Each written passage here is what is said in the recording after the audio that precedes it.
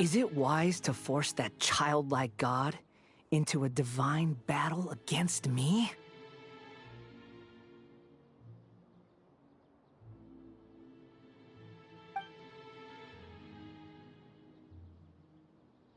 Scholars consider the God of Wisdom to be the sum total of their faith.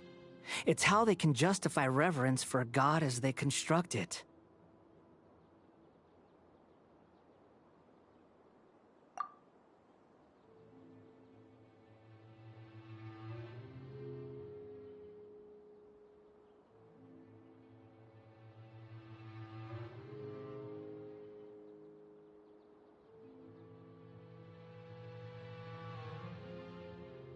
But this also shows that humanity's worship of gods is a combination of blasphemy and exaltation.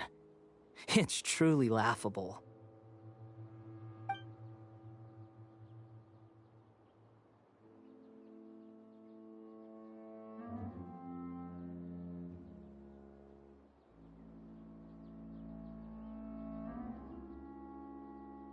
Yes. What is it? Yeah, I'm in a good mood, which is why I'm talking to you like this.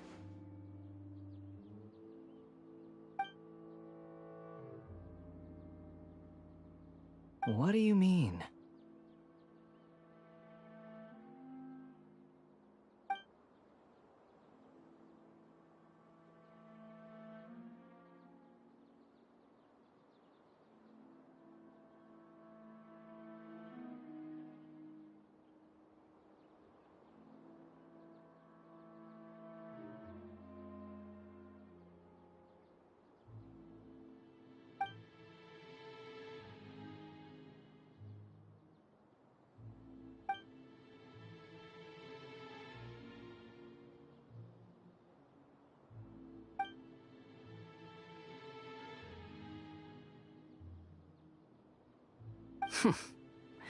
Those words almost make you sound like a friend who actually cares. But you're wrong. I'm different from all of you. I was born to become a god. My entire life up until this point has just been a meaningless routine. Just think about a sheet of paper. By itself, it holds no meaning. The content recorded on it is what gives it value. All I had recorded down before were some painful memories and boring human feelings. Such senseless drivel should have been erased a long time ago. Indeed, to me, the sight of you fools in your futile struggles is far more amusing. Tell me, just what has this world done for you to protect it with such zest and conviction?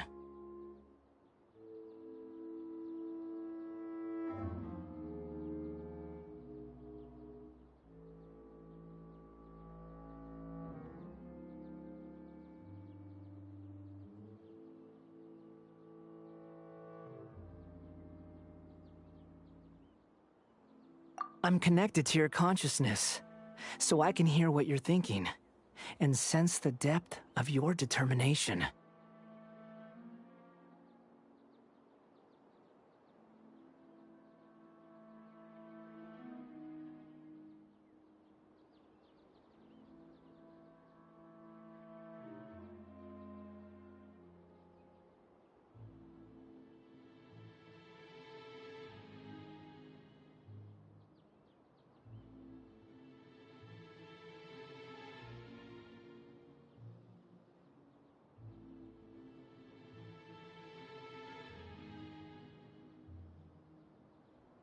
This is a good conversation we're having.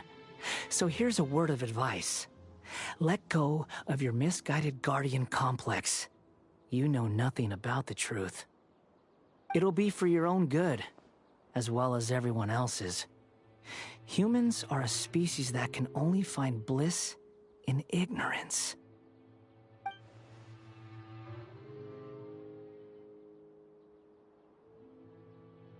Ah. You've seen my affection for her. If you were in my position, I think you'd feel the same way. She peered into my consciousness, and saw my past. Someone like that is qualified to become my first follower. All gods need followers. So Hypatia has been chosen. Her appearance heralds my imminent arrival at the throne of divinity, while her worship shall become my glory. You're doubting me again? No matter. Soon, you'll know what kind of authority you're challenging.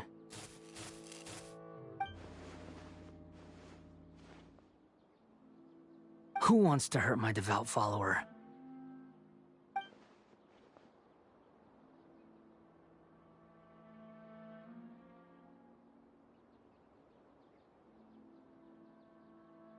The doctor wants to hurt my first follower?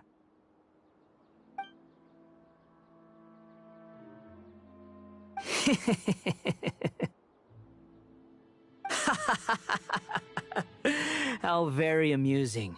Has anyone ever told you that you're not good at sowing discord? The doctor has never known his place. Even now, the puny human thinks himself capable of interfering in the business of the new god. You're still too naive if you think a few words will be enough to convince me to destroy the doctor.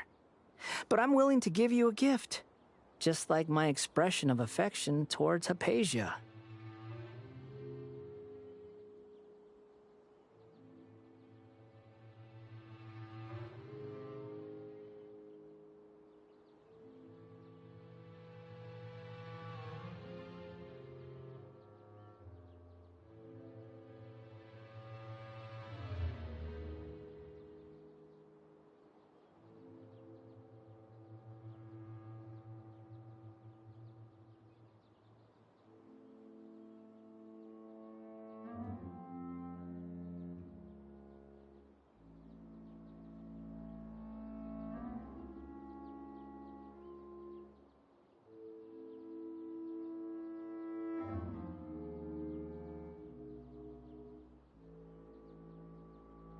It is an honor for you to be able to stand here and speak with me. As my listener, you will be rewarded.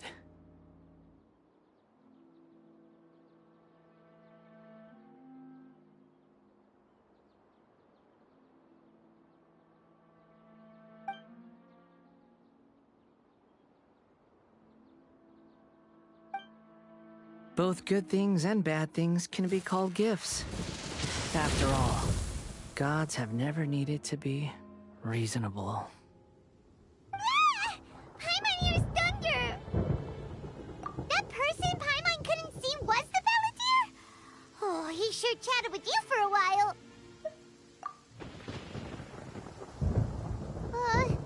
Where is the storm headed? That means anyone outside is in danger! Let's go! Tainari and Dia still must be fighting! Don't stand too close to me, or you might get...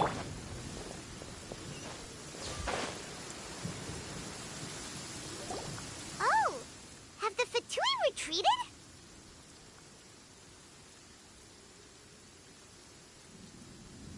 Hey! What happened to you? He's hurt. I'm fine. Ow! Don't move. I've seen eremites get struck by lightning before. You need to rest. Struck by lightning? We were fighting, and just as things started looking grim, the weather suddenly became extremely strange. Lightning started attacking everyone, almost as if it were alive. Luckily, there were only two of us, and both of us were nimble enough to dodge most of the strikes. There were a lot of Fatui, though, and they were being torn to shreds by the bolts of lightning. With that, all the Fatui soldiers were forced to retreat. Why are you sorry?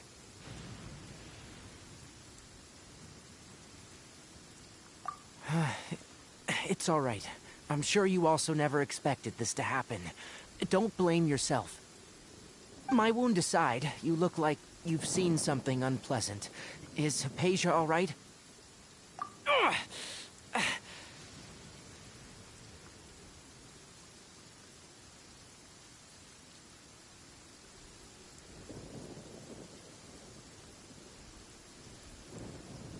Hey, didn't I tell you not to move? Just in case, let's go to Hypatia's place and talk about things there.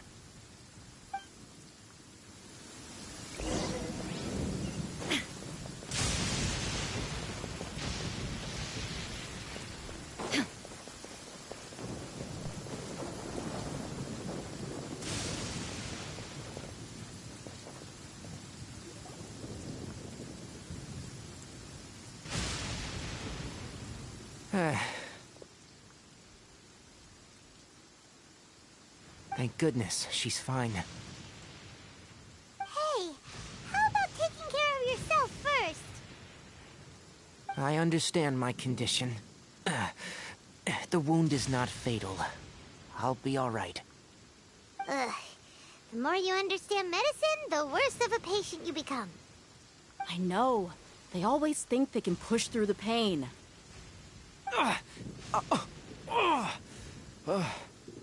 Oh, he sat down.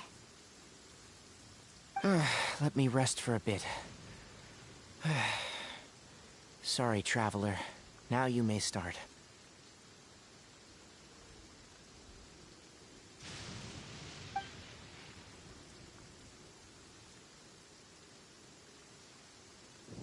So that's what you were talking to the balladeer about? Oh, Paimon can't believe what he's thinking. The Academia's God creation plan. How ridiculous.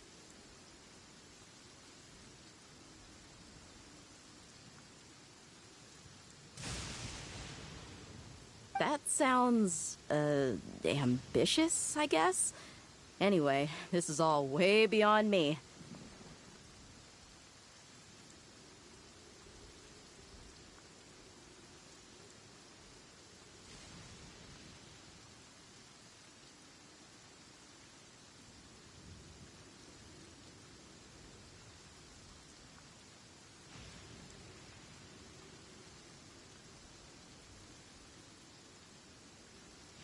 As long as I can enjoy every day with a drink in my hand, tasty food in my stomach, and a good night's rest, that's enough. I'll only work when I have to. I must be the least ambitious person who's ever set foot in Party's DI.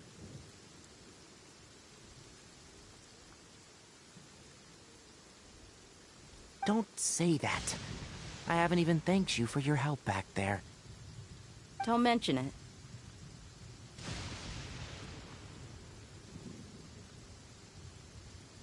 Well, if nothing else, all this proves that the doctor really did have some urgent matter to attend to, and left Sumeru in a hurry.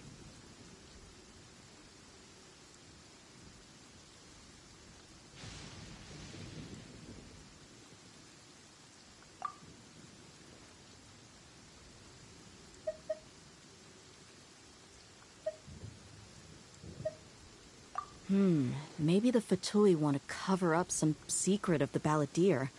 Is that why they tried to seize Hypatia? You said the balladeer claimed that Hypatia has seen his past. So, what could be there? Have you noticed? The balladeer is not happy with the doctor's actions. He thinks the doctor has no right to consider himself as his equal.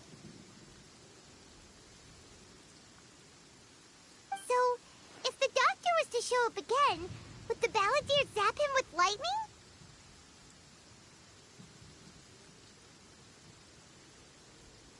Based on what the traveler has said, I think he would. Having the doctor gone benefits him as well as us.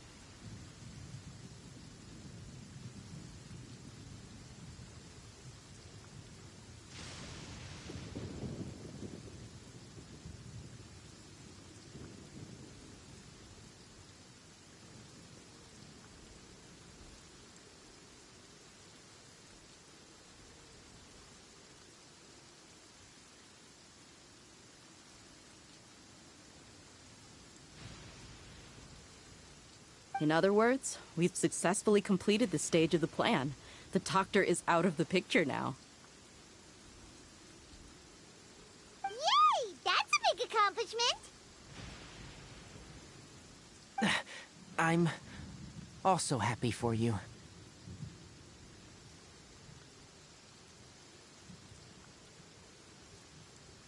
Thank you for the help, Tainari. Make sure you rest up for now. Yeah, all right.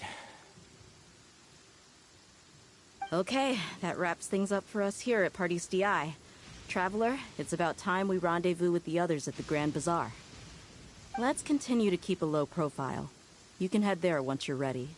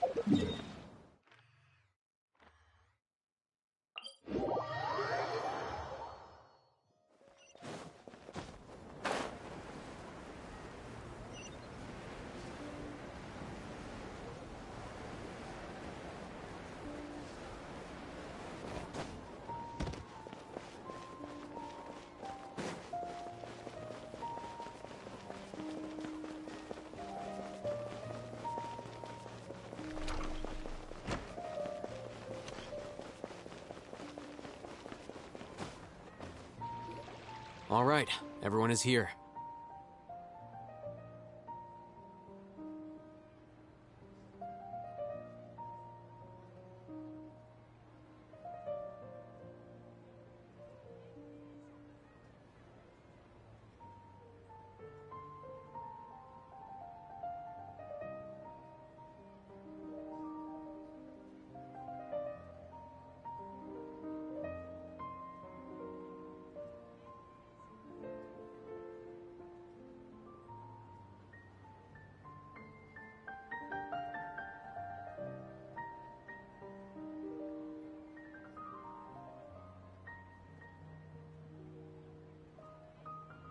How did everything go? Any luck with your missions?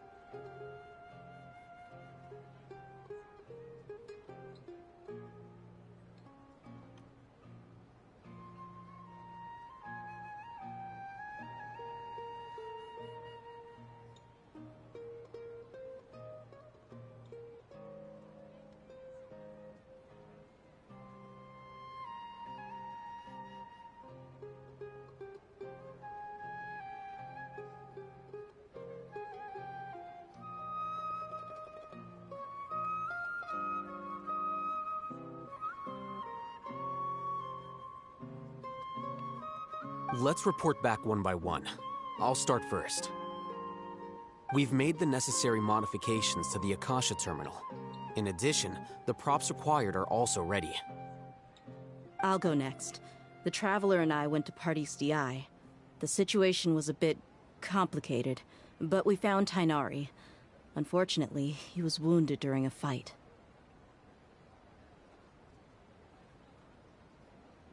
Who was behind it? Well, that's the tough part. What should I say, Traveler? The Fatui or the Balladeer?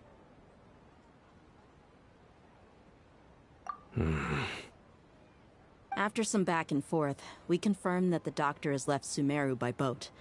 He has something urgent to attend to back in Snezhnaya. So, we've successfully removed the doctor from the picture. Also, Tainari's already resting, so he'll be okay.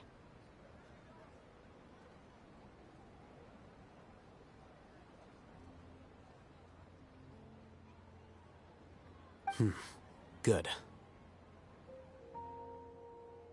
Oh, Tainari also asked us to tell you this message. Trust your own senses and experiences. All right. I'll remember that. Everything also went smoothly on my side. The Eremites should have arrived at their destination by now. To avoid alerting the quarry, they will stay there for now. I can't believe you actually got so many Eremites into Sumeru City.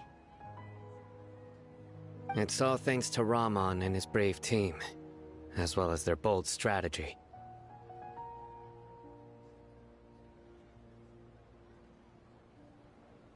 It appears to have been very effective.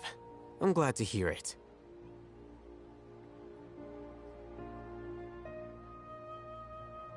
Well, is that everything?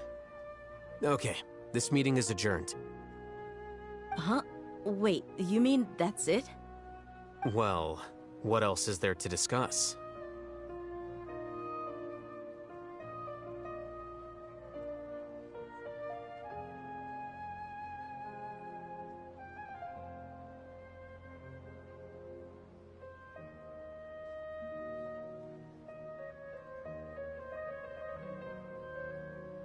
Shouldn't you end with some words of encouragement? You know, to fire us up now?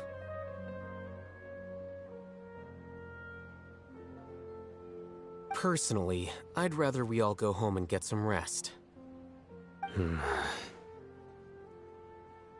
I'll hate them, you... Ugh. Oh, and if you wanted someone to say something to that effect, then I must reiterate that I'm here to strategize and not to lead. So you should find someone more suitable to do that. But I thought all of you Academia big shots were great speakers. Then I should remind you that I'm the scribe. I know that. So what? A scribe is responsible for recording meetings, not speaking. Fine, whatever. Well, Cyno doesn't seem to be much of a talker either. I guess that leaves it to my employer. Employer? Yep, the Traveler hired me. That's right. So come on, boss. What do you have to say for the team? Yeah, say something to boost morale.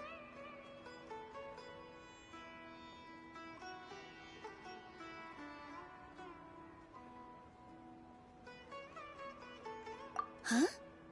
What are you all doing here? Oh, it's Nilu!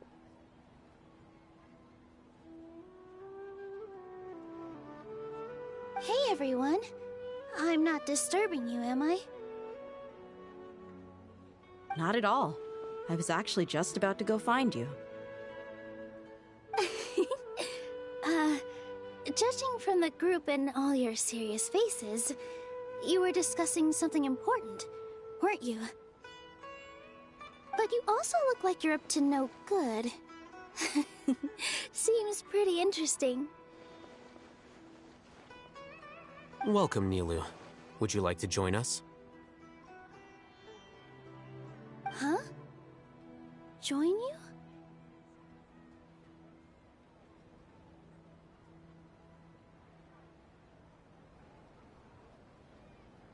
You mean, you also want to discuss something important with me? Yes. Something very important. Nilu, are there any breaks in your performance schedule in the upcoming days? Huh? Wait, you're seriously inviting me?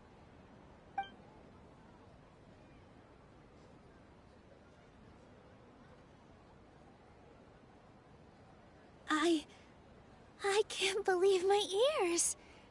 You are truly the bravest and most passionate people of Sumeru, well, that I've ever met. Ahem. Oh, right. The Traveler and Paimon are not from Sumeru, but you are awesome as well. That's right. I must admit that I'm a little scared. But I'll try my best for Lesser Lord Kusanali. If I can somehow use my abilities to help you, then count me in. Remember, believe in yourself. Okay. I'll get my friends at the Grand Bazaar to help us tomorrow. Just remember not to say too much. Be discreet. Yep, you got it.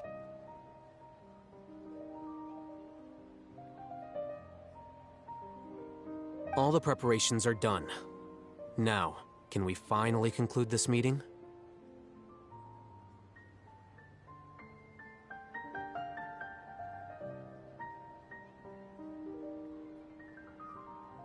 So, have you thought up what you'd like to say, boss?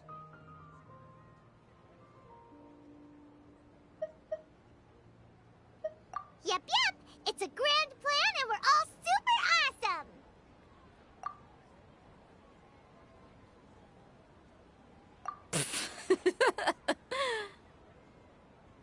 Well said. A good night's rest before an operation can be the difference between success and failure. Thankfully, I've had my place to myself recently. It's been nice and quiet. Huh? Oh, nothing. Alright, let's all go home and get a good night's sleep so we can be up early tomorrow. Okay. So I guess that means it's time to say goodnight now.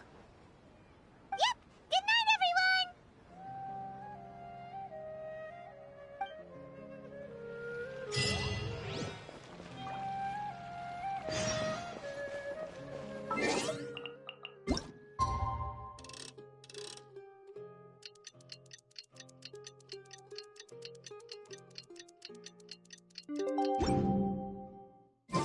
Today is the Academia's New Garbaha Day. We can finally put our foot...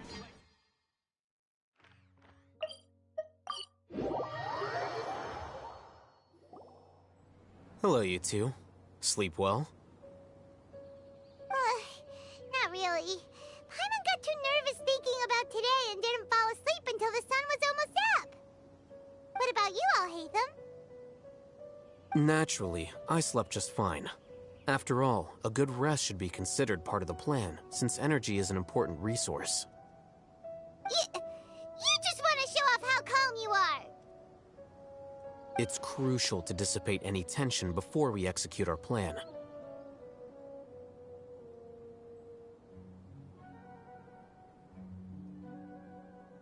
The only thing you're doing is being annoying! Anyway, do you need me to go over the game plan again?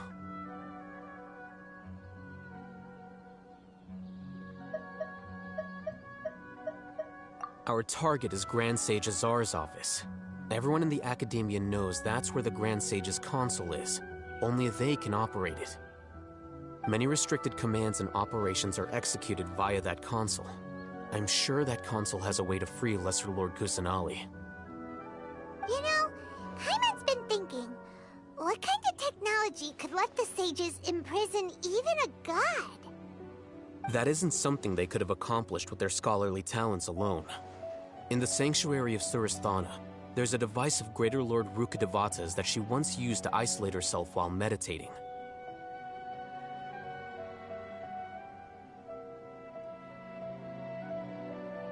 "500 years ago, the Grand Sage at the time modified the device so that it could no longer be controlled from the inside.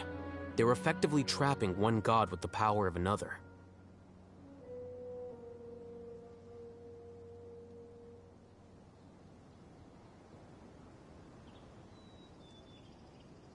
So, how are we gonna get to the Grand Sage's office? Don't forget, today is Nyagarbha Day, arguably the most important day to the Academia. The sages and core academia personnel are busy loading the latest batch of research developments and legal decrees into knowledge capsules so that they can be entered into the Akasha. All the Darshan's researchers have their noses to the grindstone, and the Academia's grounds are flowing with all sorts of people. It's the perfect time for an infiltration. When the Grand Sage leaves his office to supervise the entering process, that's our cue to access the console and free the Dendro Archon. Well, yes. That's just the visible side of our plan, after all. If precedence holds, the Academia should have already started preparing for Nyagarbha Day. Everyone should be in position. All that's left is for us to lead the charge. Let's go. So are we just gonna walk in through the front door, or...?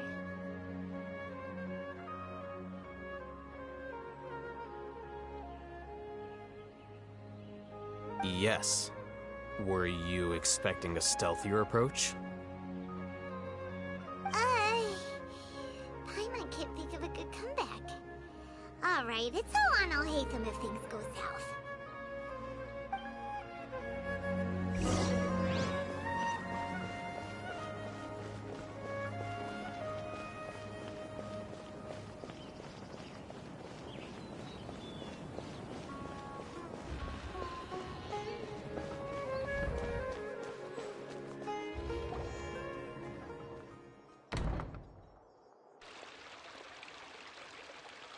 Scribe?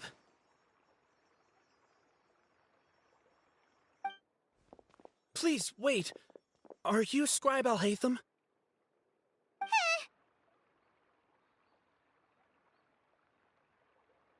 That's me. Is something the matter? I'm in a hurry. No. I was just surprised to see you here. I had heard that the sages were looking for you not long ago, but I didn't know what for. And, also, please don't bring outside guests into the Academia. Outside guests? How did you arrive at such a conclusion? Your groundless inference shames the Haravatat Darshan. What did you say? I'm the top student in Haravatat, and I earned 3rd place at the last Inter-Darshan debate. Don't look down on me! That wasn't my intention. As your Haravatat senior, I just assumed that you possessed a greater aptitude for critical thinking.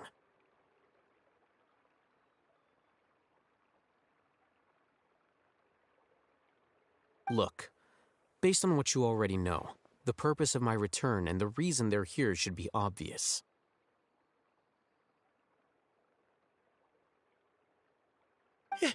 Is that so?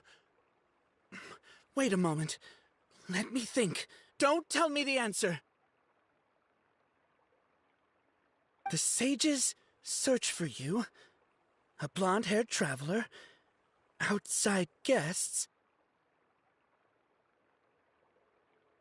So, from the start, the sages weren't looking for you, but this traveler? And you were gone from the Academia for so long because... Hey, shh. Yes, you've proven yourself as the top student in Haravatat. I surmise you've arrived at the correct conclusion. As I expected. Please, forgive me. I wasn't thinking clearly just now. Thank you for getting me back on track. It's nothing. We'll be on our way then. All right.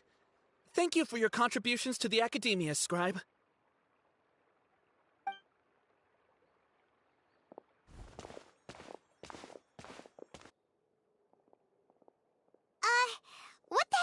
happened now? What did he just guess?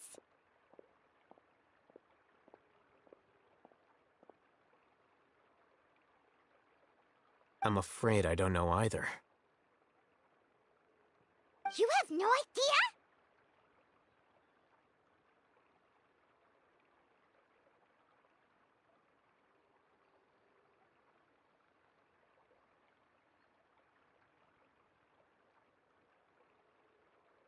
Mm-hmm. He convinced himself of whatever truth he came up with. That is the so-called pride of a scholar. If someone questions their academic facility, they will instantly feign understanding to keep up appearances. Nowadays, the academia is rampant with this type of scholar. Their obvious farces of intellect only serve to highlight themselves as fools.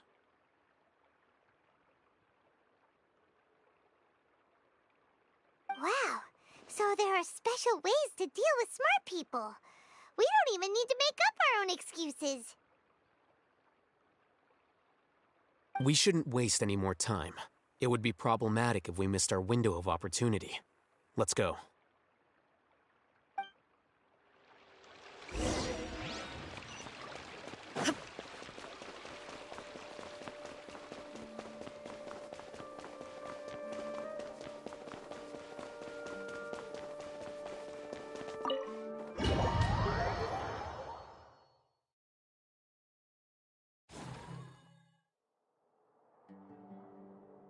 Is this the Academia's library?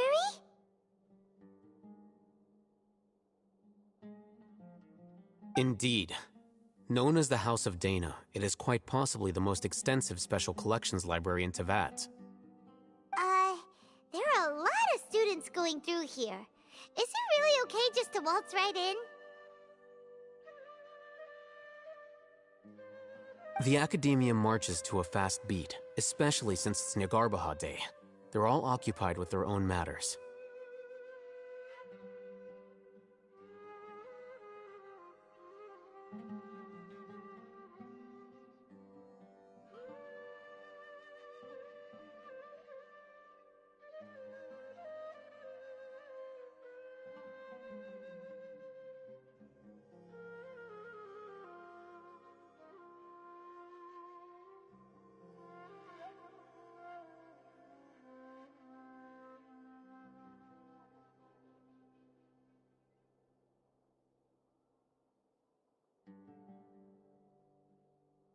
Just act natural.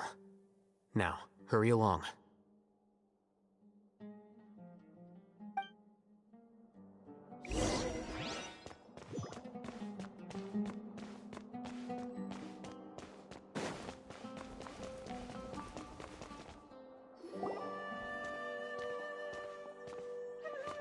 What's this platform for? It's a lift that Academia personnel use to access higher floors.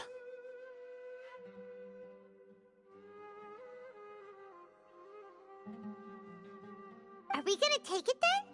The Grand Sage's office is up there somewhere. No, not right now. We can't guarantee that we won't run into the Grand Sage. Let's step back and observe for now.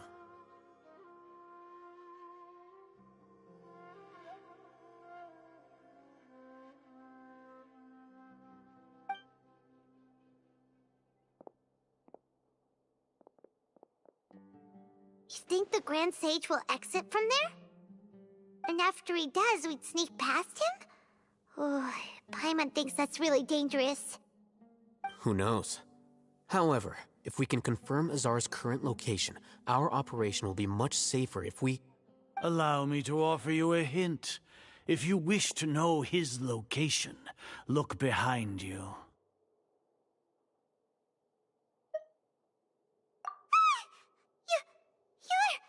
What's Grand Sage Azar doing here?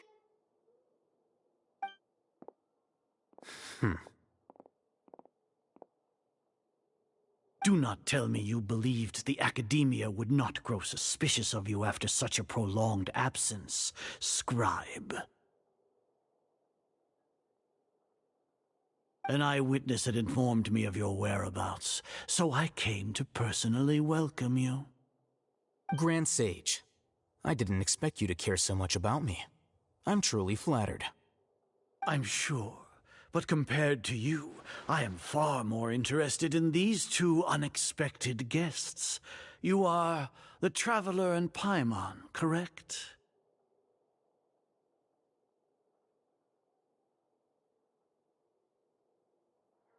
It's a pity that only now have I been afforded the opportunity to formally meet two of Sumeru's most esteemed guests.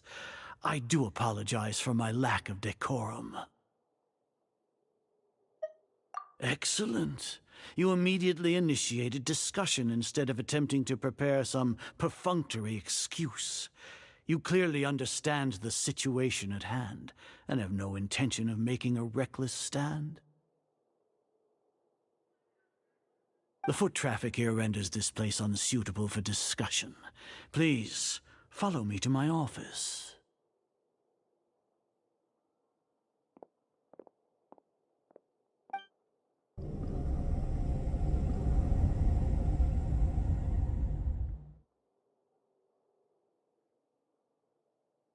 This place is crawling with guards. There's no way out for us.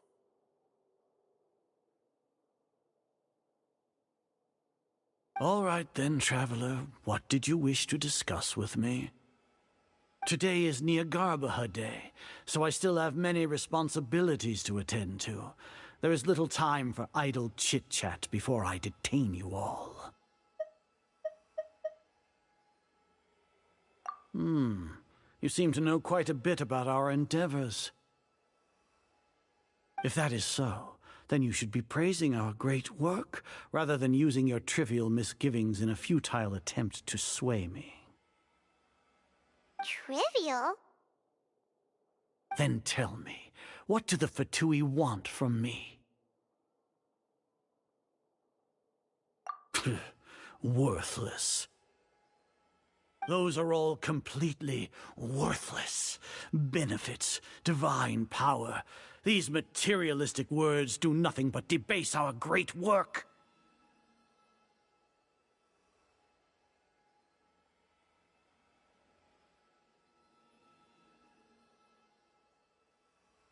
Creating a god. Yes, we are using human wisdom to create a god.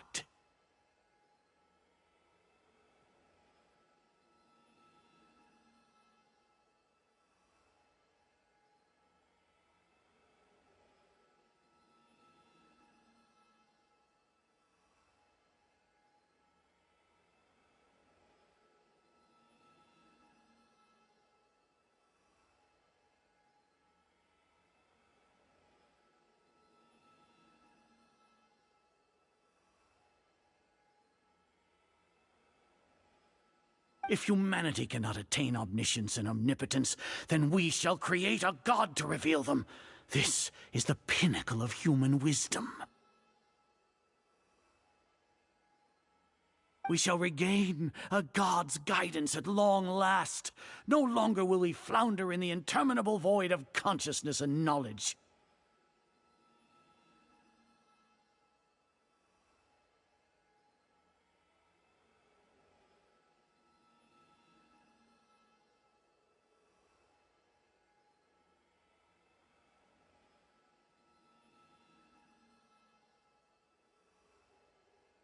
Even Ermin's soul will be freed from its plight.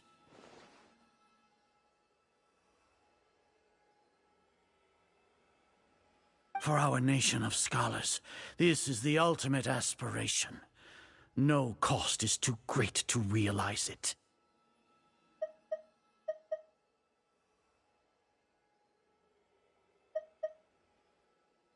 You will never understand the rapture of having a god be born within your very hands. With your degree of knowledge, you cannot even comprehend such an emotion.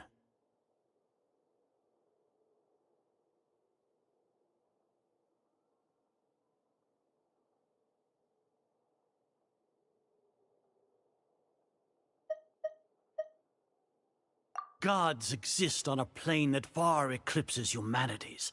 Lesser Lord Kusanali. What can she even do? Care for the people?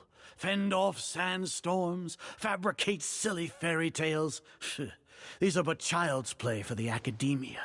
Does that make us equal to the gods?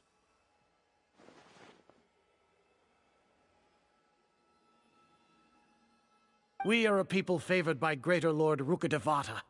Though I may have personally not seen it, our forefathers bore witness to true wisdom. The ascension of the Lesser Lord has brought nothing but bewilderment to the scholars. They all ask, is that truly what true wisdom is supposed to look like? With that in mind, it is better to keep her isolated in the sanctuary of Suristhana, so our academy will not become embroiled in turmoil.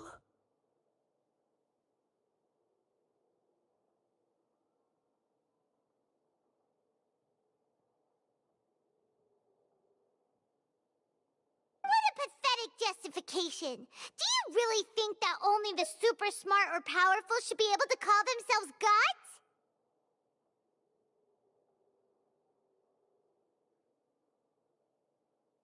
As per your judgment, Grand Sage, they are indeed dangerous individuals. Not only are they acting against the academia, but their ideologies have the potential to lead scholars astray. Looks like there really was merit in my assignment. Oh, Hatham? Are you talking about us? Anyway, I've brought them to the academia as ordered, but it took some time and trouble. Oh, that reminds me. Here's the investigation report you had requested. It's a summary of my time spent with the Traveler, an array of information about him ready for your perusal. Oh, Hatham! So you're still on the academia side! We finally started to trust you!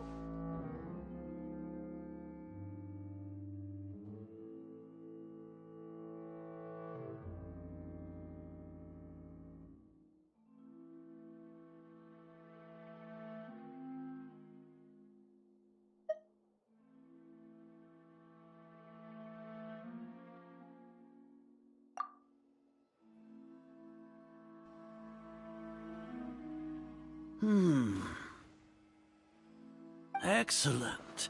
Detailed contents with no errors.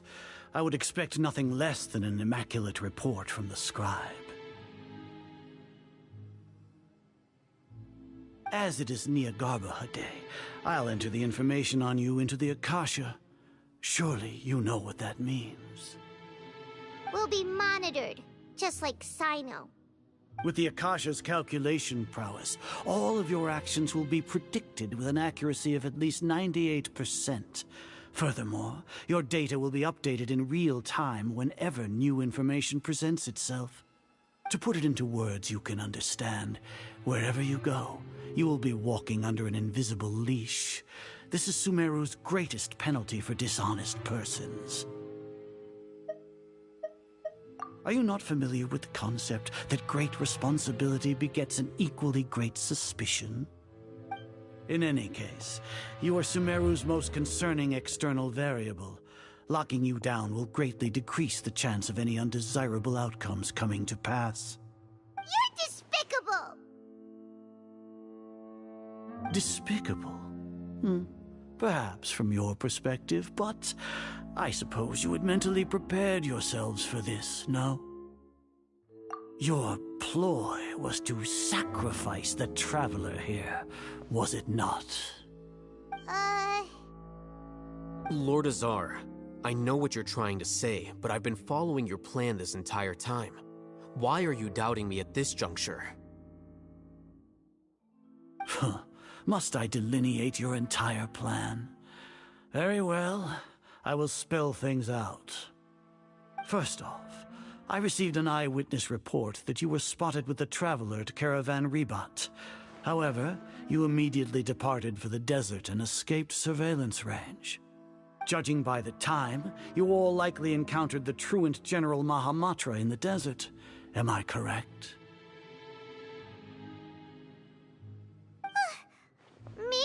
shouldn't have mentioned Sino just now. The Academia had not received correspondence from its scribe for a prolonged time. You were also in the company of the Traveler, a close associate of Lesser Lord Kusanali and General Mahamatra Sino, who had defected from the Academia. With their instigation, what was the probability that you would betray the Academia? Rationally speaking, 50%? 70%? What do you think? Regardless, that's only a guess. The facts are that I've brought the Traveler right before you, and I gave you my report. Indeed, your boldness deserves praise. To think that despite status as an outlander, the Traveler is still willing to sacrifice for the sake of your plan.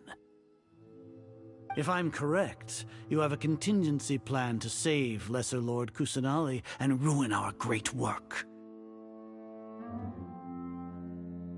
Sneak into the Academia on Nia Garbaha Day, using Alhaitham's status as the scribe, for there is a good chance that an opportunity to save the Lesser Lord will arise.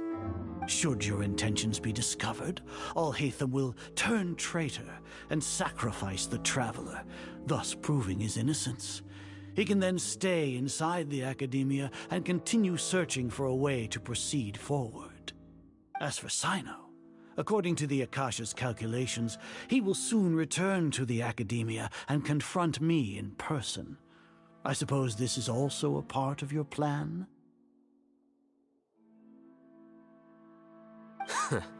You'll see me as a traitor regardless of what I say, no? Even if you impugn me, it would have little effect on you all. You misunderstand. Losing our scribe would irreparably damage the Academia's regular operations and the development of Sumeru's future academic systems. However, under the current circumstances, even that is trivial compared to what we stand to gain from our great work. You said that I betrayed the Academia, but you, Azar, you've betrayed all of Sumeru, betrayed its Archon.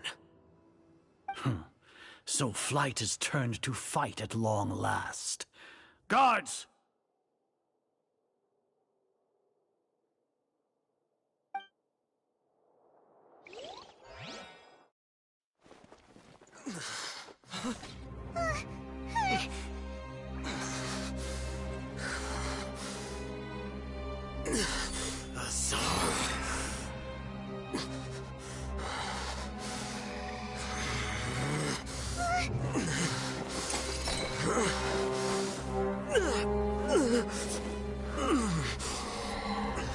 Well, what do we have here? So you stole that divine knowledge capsule? Traitor! You traitor! Even the most rational scholar will yearn for the power of a god in a moment of desperation. Aren't you doing the exact same thing as me, Alhaitham? Unfortunately for you, no god will lend you their power. Azar!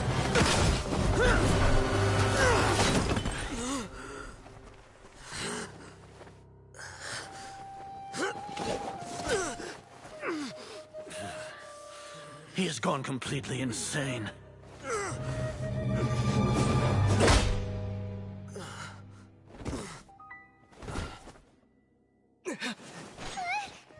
Take him to the Matra and exile him to Aru village. Then find someone to take these two to the confinement room. I'll deal with them later. Grand Sage, we've finished all required preparations for Nyagarbha Day. We may begin to enter the capsules now.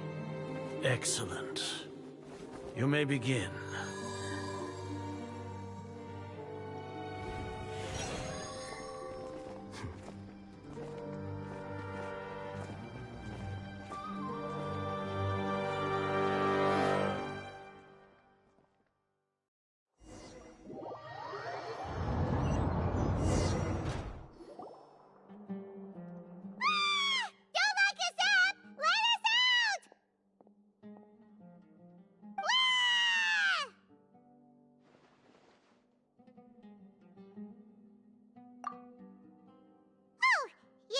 Paimon got a bit carried away there.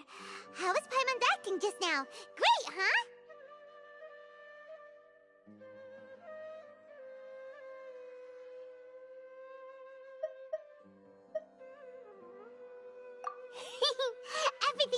according to plan so far. We made it into confinement, and Alhaitham's probably done with his part too.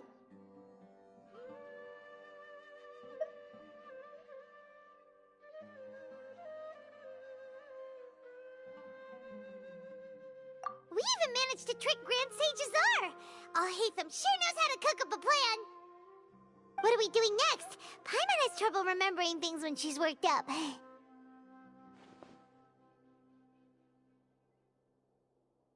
Right! Paimon thinks it went something like this. Apart from that, we still have yet another goal in the first stage of our operation, which is to send the Traveler to the confinement room. What? Why do we want to get him locked up on purpose?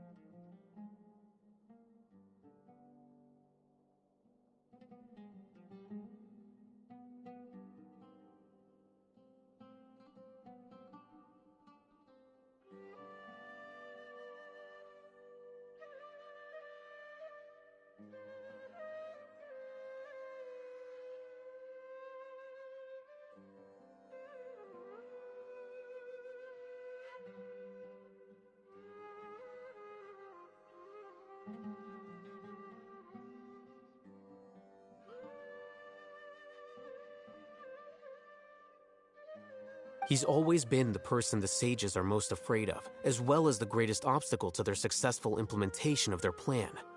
They are very aware of the risk he poses to them. Once the Traveler is imprisoned, the sages will likely think that everything is under control. And with their guard down, the next phase of our plan will have a much higher chance of success. I can already see the pompous looks on their faces. Oh, that's a super tricky plan. But Paimon still thinks it's not really worth it. That isn't the only reason, of course. He has a more important task once he's in confinement. According to the Academia scholars in Ramon's custody, Lesser Lord Kusanali has sealed off her consciousness in the Akasha ever since she was captured by the Doctor.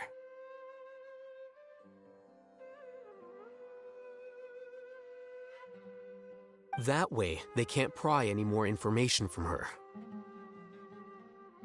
Even if we break into the sanctuary of Surasthana, it will take time to awaken Lesser Lord Kusanali's consciousness. We need to do that in advance. So our job is to wake up Nahida! Okay, totally worth getting thrown in jail for. The confinement room is inside the Academia, close to the sanctuary of Surasthana. It's a completely enclosed space, and you won't be receiving any visitors. I'll work with Raman scholars to make some modifications to your Akasha terminal. Once you're in, get as close as you can to Lesser Lord Kusanali and try to connect to her consciousness. However, as for whether she'll actually wake up, that will depend on our luck.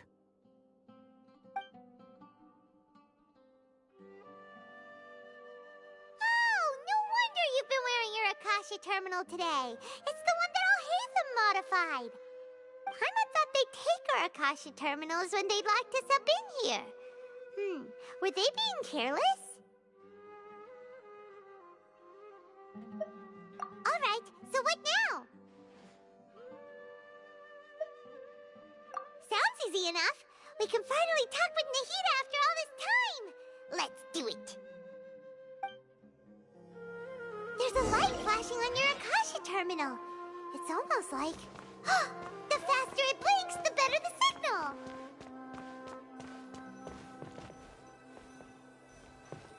Whoa, it's Mora. Ooh, Mora. No, Paimon, we're not here to hunt for treasure. Here? No signal again. Is it getting jammed?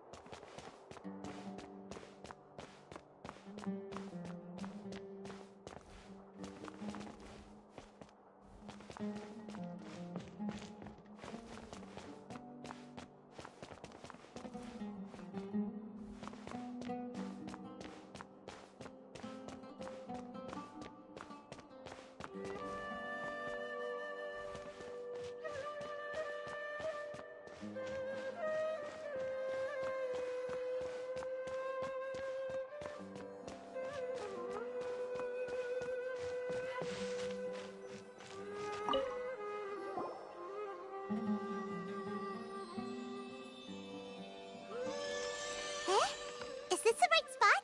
Are you getting anything? Please work.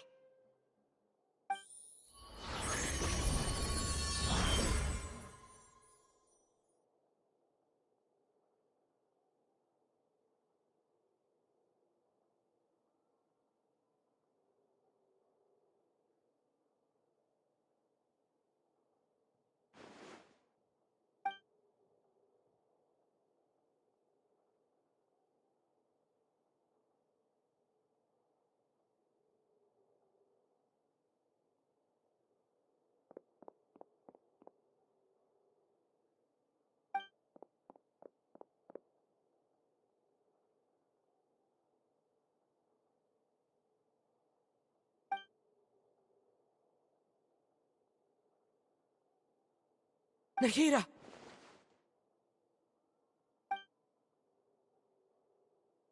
Hey, Nahida!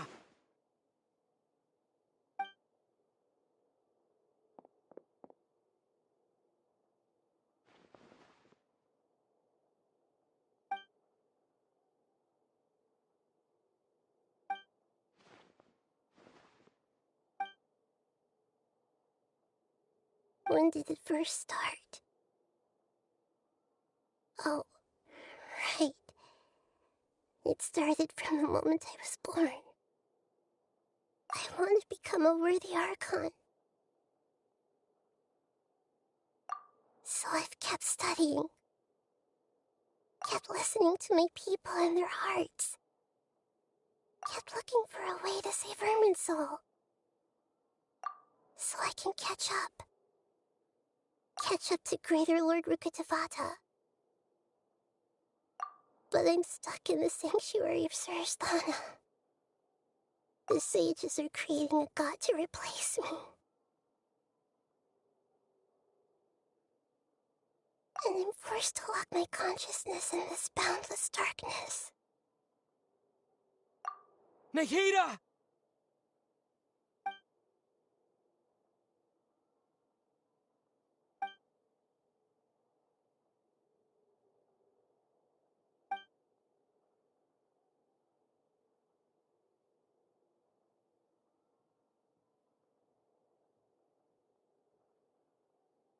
Nahida!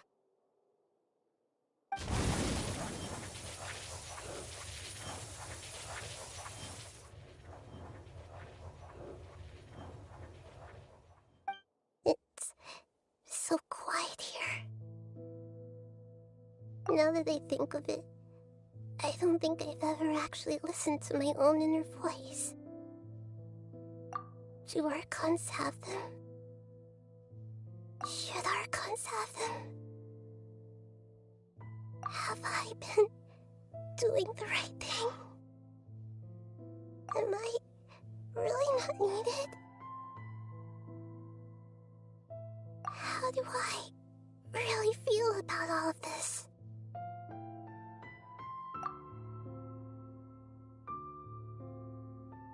It's so quiet here.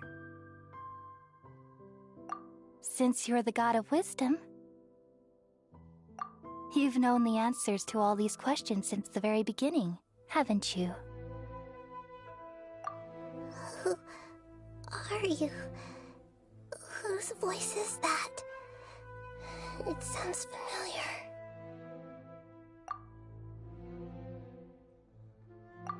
You're right, though.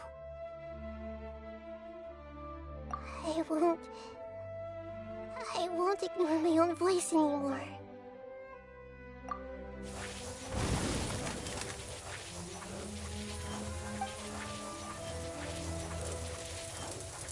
Nahida!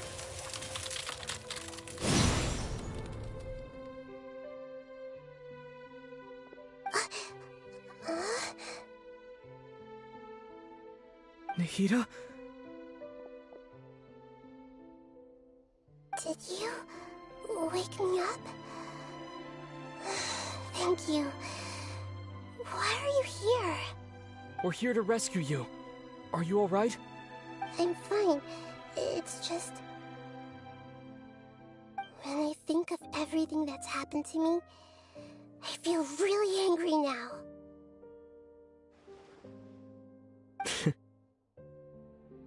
You should have been angry ages ago.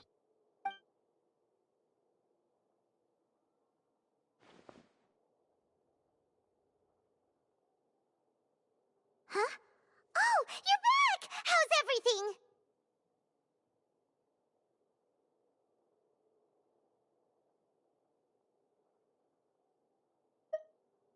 That's wonderful news! Great! We weren't locked up for nothing! When you went to wake up Nahida, Paimon was listening for any sounds outside. You were out for a long time. There are fewer and fewer scholars going about now. You think everyone's done with their Nyagarbha Day stuff? Yep, so that means our next act is Nilou's performance!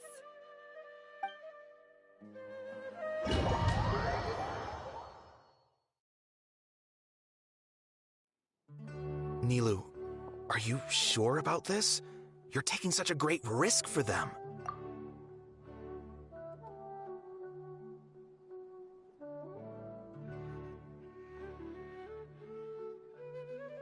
I'm sure, and I'm going. You know that I don't like to pass up any opportunity to dance, and this one is especially important. All right. You seem to have a lot of trust in them, so I won't say more on the subject.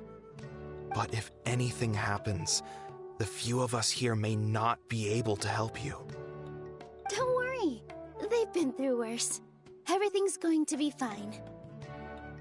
All right. You know, if you really do get arrested, we'll do everything we can to get you back. Be careful, even if it's only for our sakes. Thanks, Mr. Zubair. You're so very kind.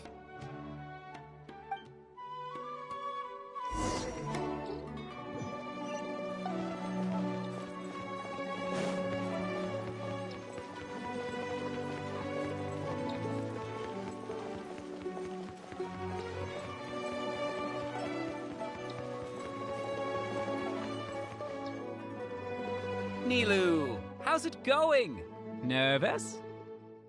Definitely more than usual.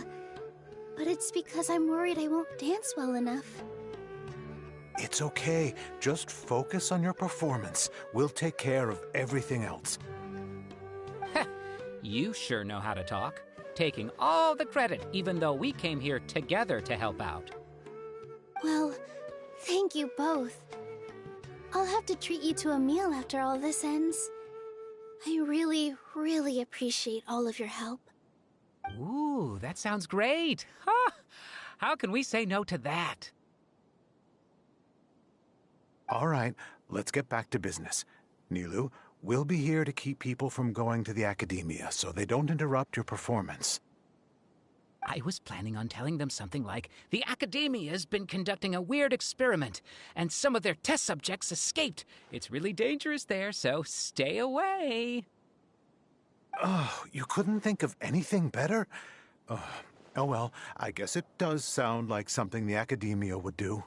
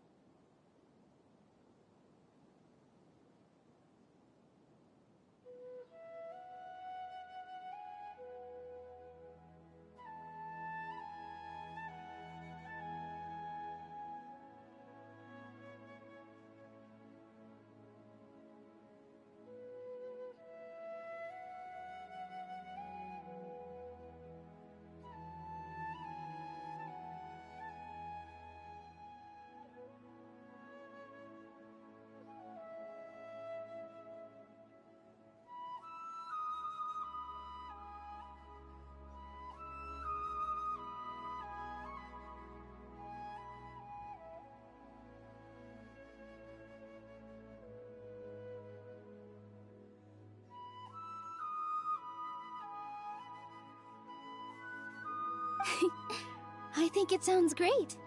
I'm counting on you guys. Don't worry, it'll be a piece of cake.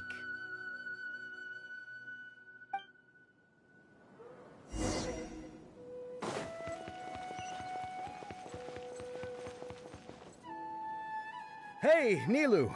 Sorry, it's great to see you, but I'm really busy right now.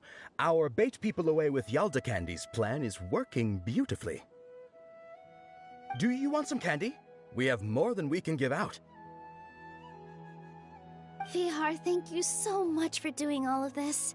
And even dressed up as the Knight of Flowers, no less. I'll pass on the candy, though. I cut back on sweets in the period leading up to a performance, and I'm about to start one. You have a point. The stage is cleared and everything's ready, so you can start your performance at any time. Yeah, thanks to you. I'm really grateful. All right, time to hit the stage. You're welcome. The honor's all mine, since I'll have such a great view of the show.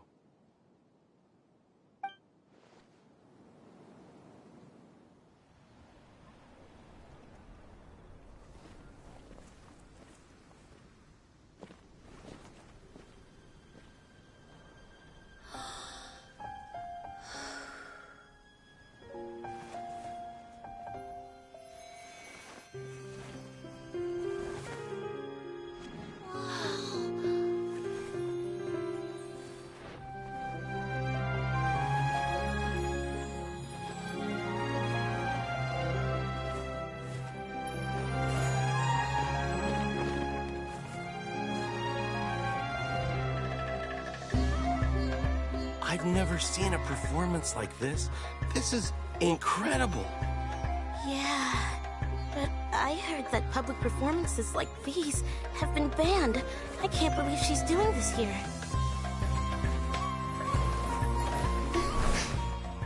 Grand Sage, there's some commotion outside. How uninteresting. Issue the new Prohibition Act from the Akasha to the guards. They'll know what to do. Do you think we should, like, stop her? Let's just watch for a little bit longer.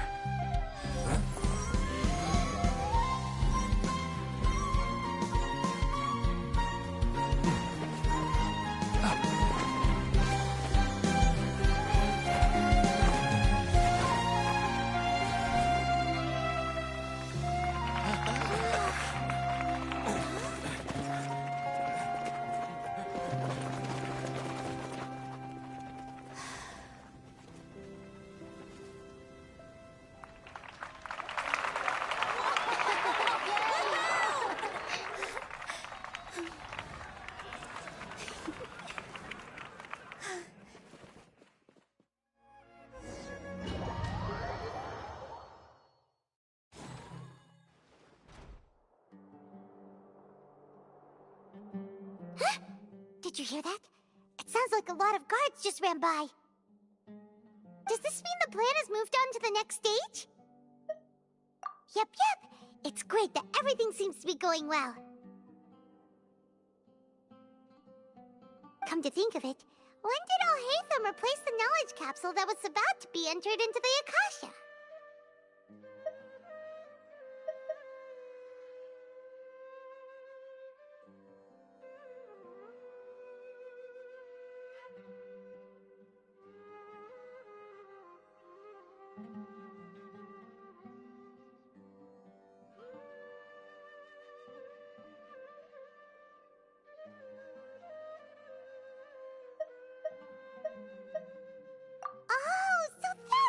Did it!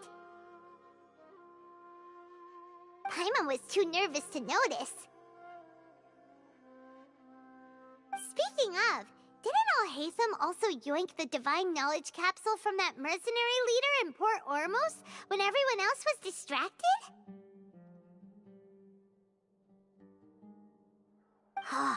It's a time-tested trick of his.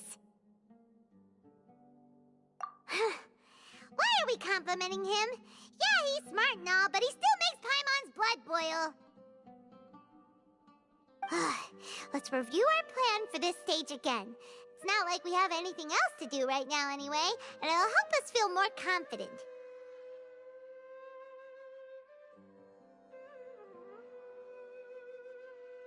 Paimon remembers that Nilo's task was supposed to go a bit like this.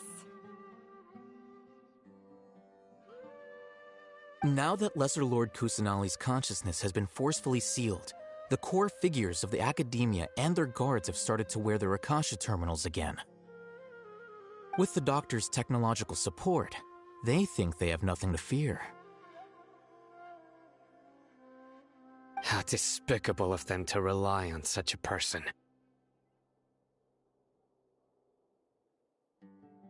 But this is also our chance. I was originally asked to draft the knowledge capsule for the Artistic Performances Prohibition Act when I was still at the Academia. It should be on the Grand Sage's desk right now, and will be entered into the Akasha during the next Nyargarbaha Day.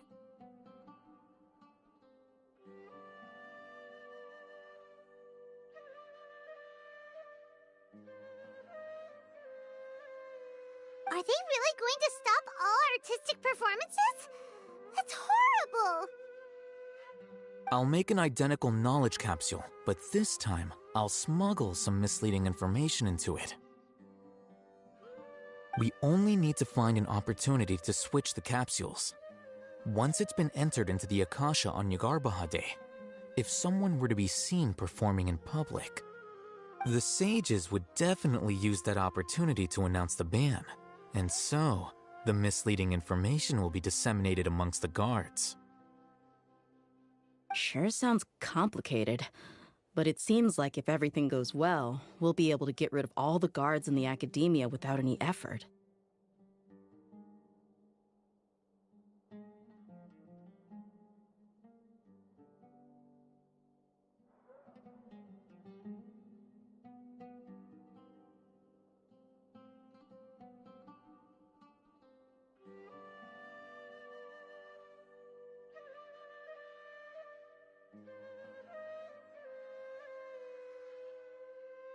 That's pretty clever, getting right into their heads.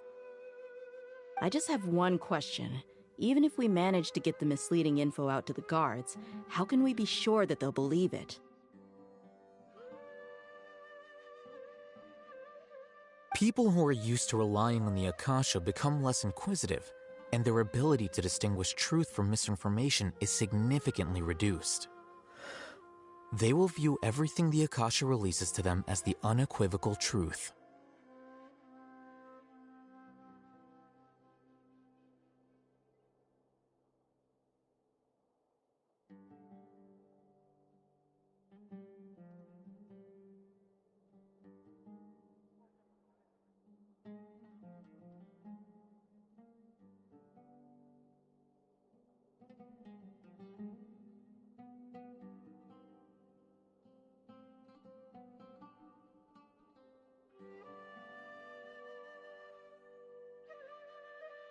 The Akasha will turn humans into machines.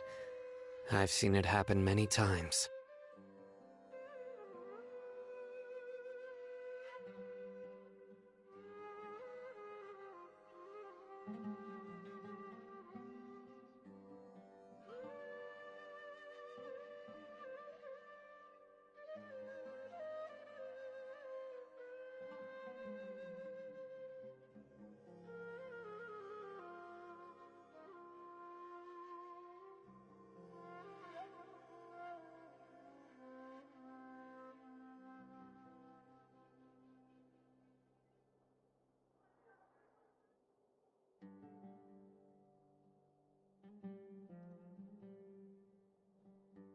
Yikes.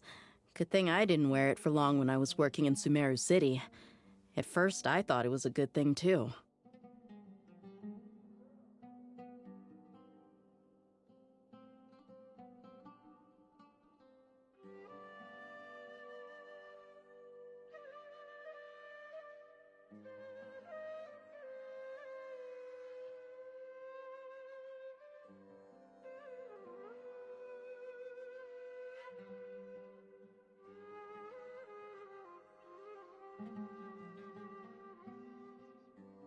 By the way, this plan still requires a performer, right?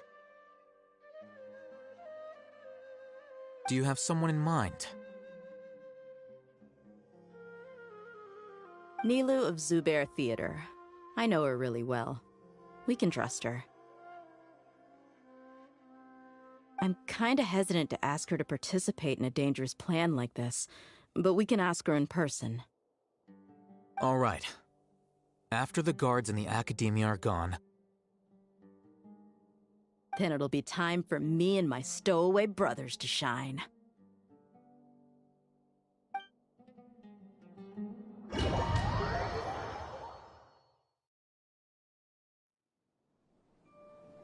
Here they come. Did you see that, Raman? They came out from the Academia in droves.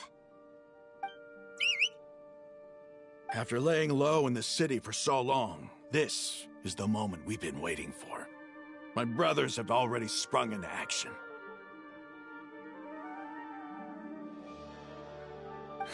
We couldn't do anything to them inside their coop, but outside the Academia, this is our hunting ground.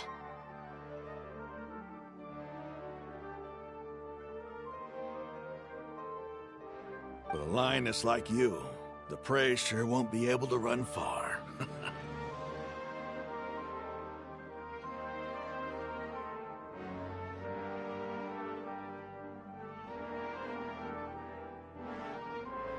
We still need to eliminate the guards as soon as possible.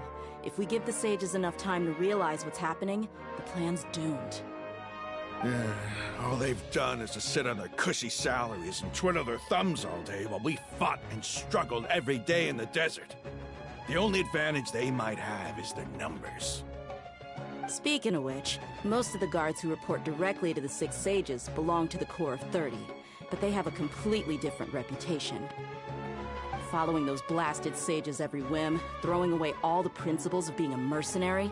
As someone in the same profession, I'm obligated to teach them a good lesson today. Indeed, the trap has been set. All we need to do is lead them there. All right, let's each take a road and herd those scattered guards back into one place. Make sure to attract their attention. Isak will be the key. You gave such an important task to that child. Will he be okay? It'll be fine. Isak was so determined to help, so let's put our faith in him. Besides, even if he's caught, the guards would be too scared to do anything to him. They've never seen Lesser Lord Kusanali in person, after all. You've got a point. Anyway, I think I see them coming. Let's head out. Good luck.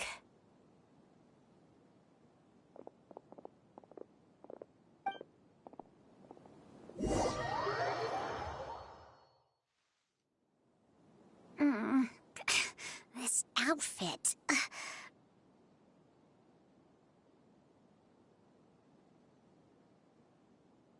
Hey, do you remember what you need to do, Isak? When the guards get here, you'll pretend to be Lesser Lord Kusanali and run away from them. Oh, yeah, I remember. Of course I do. I'm just a little nervous.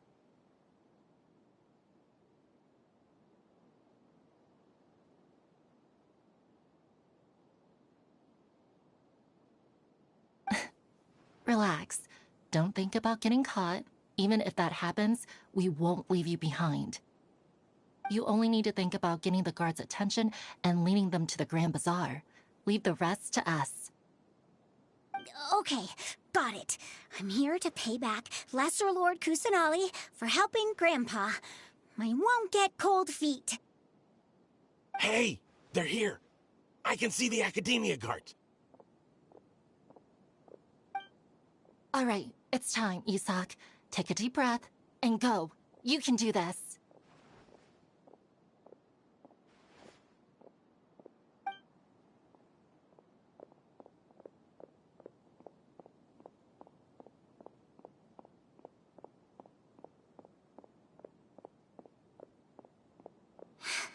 Why is there a guard over there? Did he already run ahead of me? This is different from our plan. But there's no time. I need to make a choice. Huh? Did I just see something dart by? I'd better go have a look.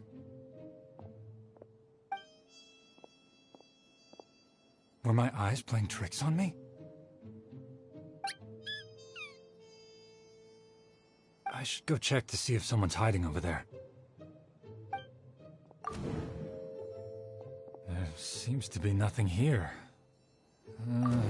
Just to be safe. Good thing they didn't find me. I was close. I'd better hurry and keep going.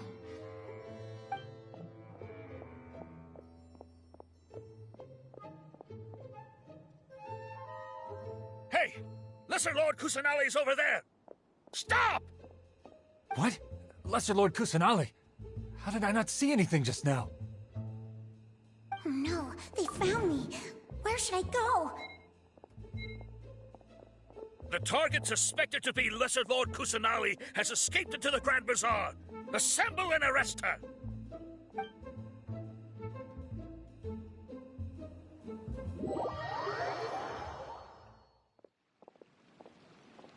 Where did she go?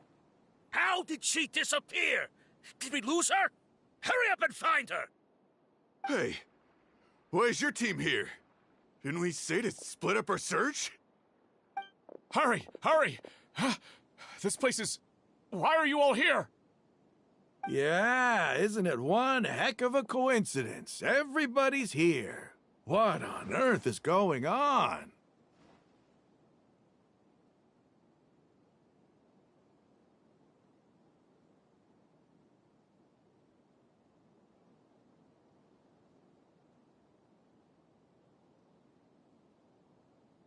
I suppose that's all of you? Who are you? Did you set us up? What are you planning? Phew, that was rough. I almost got caught. Little brat! So you're not actually Lesser Lord Kusanali. Who exactly are you all? Eremites from the desert? Just some colleagues. Think of this as a business competition, or a personal grudge. After stepping into our traps, stop thinking of yourselves as hunters. Behave like the prey you are.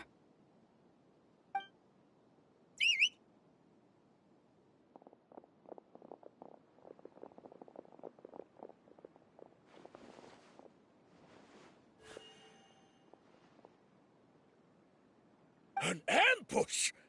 How's that possible? This is Sumeru City, but mercenaries from the desert somehow ambushed us! You've spent all your time hiding away in the academia. This place has long since become our hunting ground. Brace yourselves!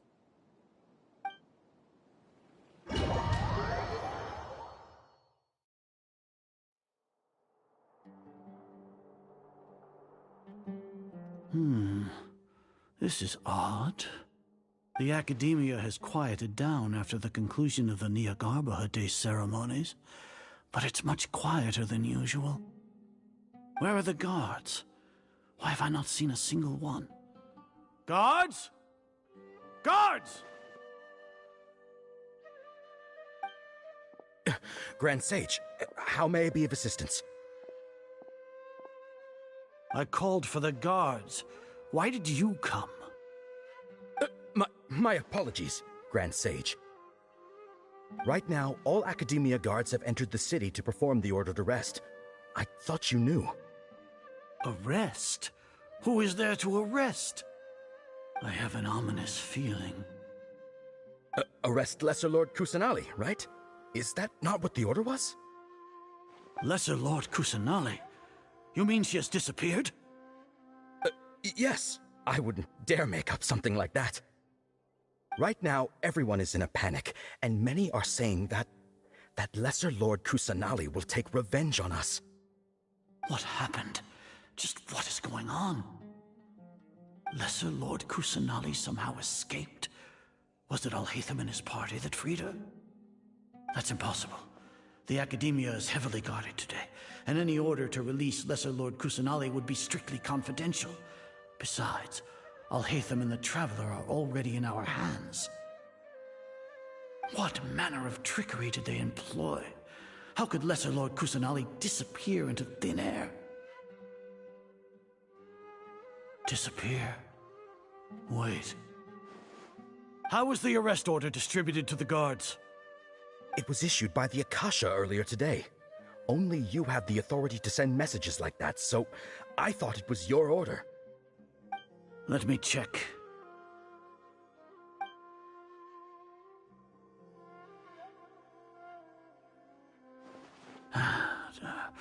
Here. Lesser Lord Kusanali has escaped from the sanctuary of Surasthana. Go to the city and arrest the escapee immediately. The Akasha indeed contains this information, and it clearly appeared in my mind. How did they bypass my permissions to issue this kind of message? Was it the report about the Traveler that Alhaitham submitted? No. I specifically checked that knowledge capsule before entering it into the Akasha. Could that have been a red herring? Well, even if I figure it out now, it won't make any difference.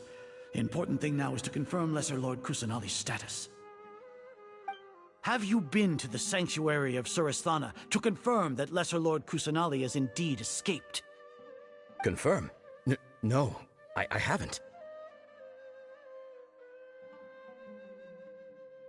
It may be a bit offensive to say this, but Grand Sage, what you're saying doesn't make any sense. How can the information in the Akasha be inaccurate? What the Akasha decrees is fact. That is common knowledge to all of us. If we have to confirm the information and knowledge from the Akasha ourselves, then how is that any different from us learning that information ourselves? Wouldn't Greater Lord Rukkhadevata's legacy lose its meaning that way? In the beginning, it was I who asked you to believe in the Akasha, to believe in the legacy left by Greater Lord Rukkhadevata. Are you trying to use my words against me?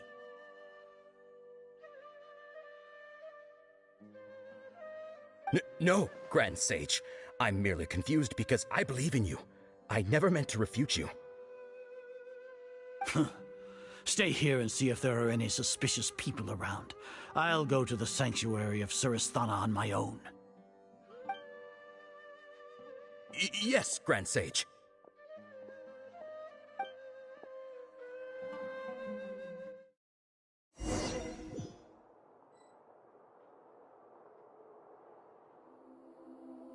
Lesser Lord Kusanali has escaped from the sanctuary of Surasthana. Go to the city and arrest the escapee immediately. How can that be? Stop thinking about it. Stop. It must be a trick of theirs. As long as I personally confirm it.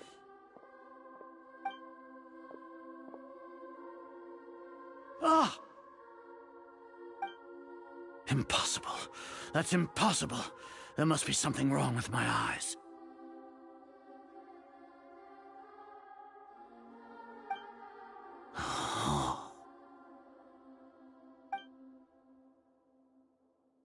Huh? She really appeared again? What is the meaning of this? What a comical sight, Azar.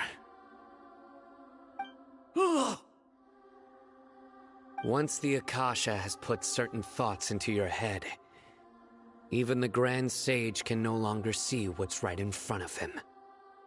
You all can only see the world in your mind, the one you think you know. And precisely because of this, you disregarded Lesser Lord Kusanali's existence.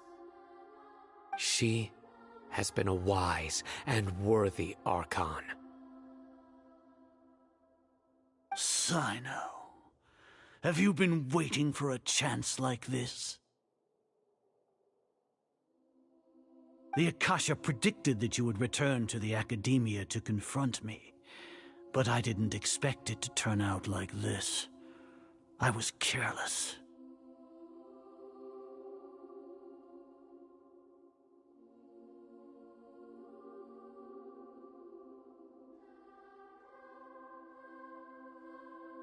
No, you were blinded. Your faults stem from your reliance on the Akasha. You're still the same as always. I truly did not expect a proud person like you to cooperate with Alhaitham and the Traveler. People change, Azar. Admit it. The Akasha can't predict my actions anymore.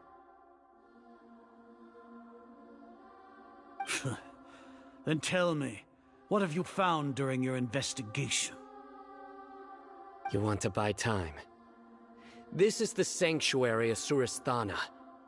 Under your own regulations, even Academia staff are forbidden to come here. No one will come to save you. As for the investigation, I've at least confirmed that you are guilty of insurgency against the Archon. A serious crime. So what? Did you do all of this so I would plead guilty in front of you, General Mahamatra? No. I want you to plead guilty in front of the Archon herself. You once said that I had no standing to judge you. So now, how about judgment in the name of a god?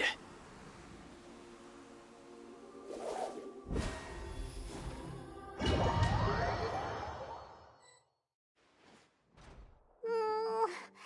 long do we have to wait? Paimon wants to know how things are going out there. Paimon hasn't heard any sounds outside for a while. Hopefully something bad didn't happen. Yeah, but aren't you scared that we might be locked up in here for the rest of our lives?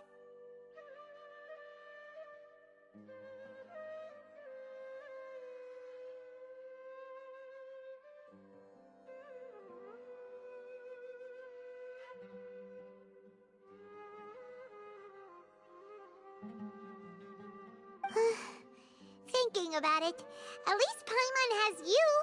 We could still chat like this.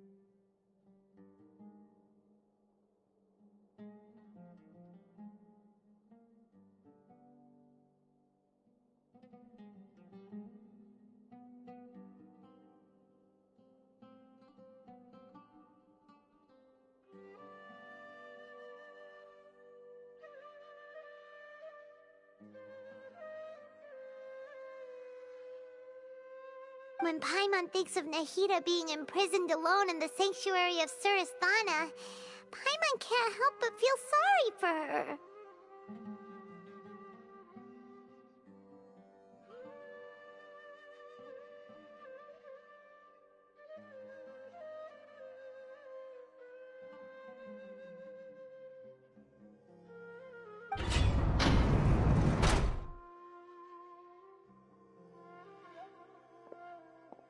Here comes your savior. Tia! Paimon just knew you would come to rescue us! You two really owe me some big thanks. I had to search through who knows how many guards to find the key here. It felt even more tiring than whacking them. I'm exhausted.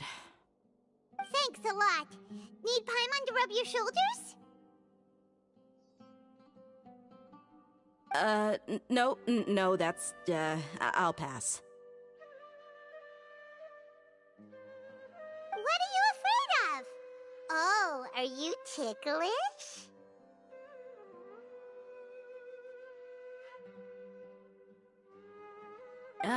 Now isn't the time to talk about being ticklish. Things in the city and on Sino's side are both going well. The guards that stormed out of the Academia are all taken care of. The Corps of 30 is in charge of the city's defenses, but we already talked to Asfand. They've been fed up with the sages bossing them around. As long as it doesn't break their employment contracts, they'll turn a blind eye. That's probably because you've been super great friends with them for a long time. So, how's Sino doing? The Grand Sage is in his custody. Even I know how terrible it is to fall into Sino's hands, so he probably does too. Sino forced him to release Lesser Lord Kusanali. He has no choice but to obey.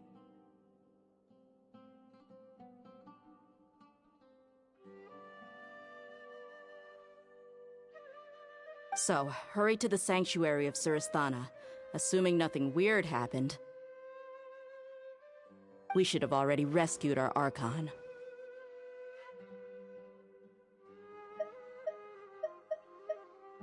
Honestly, I didn't expect our ragtag bunch to do this well. We just came together last minute to save the Archon, you know? Alright, you two better go. I still have to clean up some messes in the city. See you around.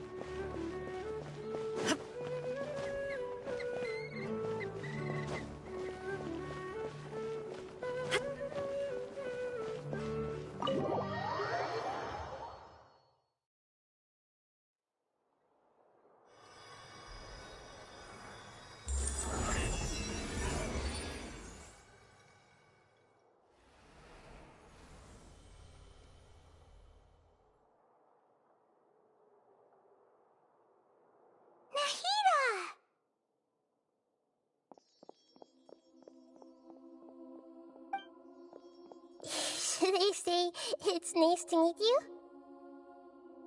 This is the first time we've met in real life. Before, we've only met in dreams, consciousness, or when I was in someone else's body. Thank you so much for coming to rescue me, but I also need to apologize. During this time, I did some self-reflection. My sense of inferiority and yielding to the Academia led to all of this, and created so much trouble for you all. Exactly! We're here because you're a good Archon and one of our friends! Thanks, you too.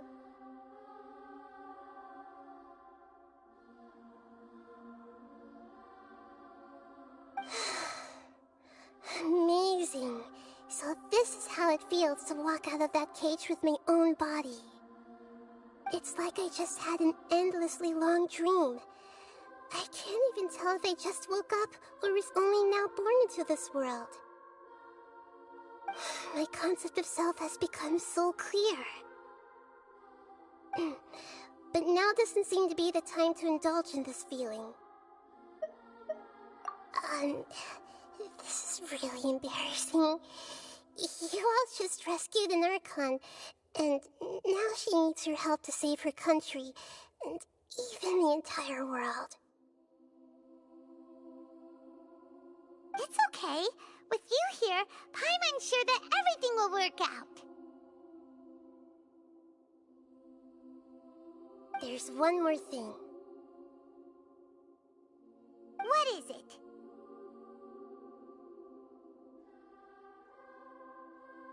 For all the things the Academia did to me, and for all the folly it committed in the name of wisdom, as their Archon, I will make them pay.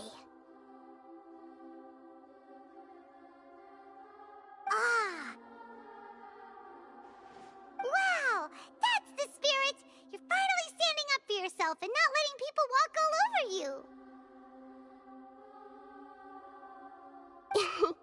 I understand now. To be a better Archon, I first need to better myself.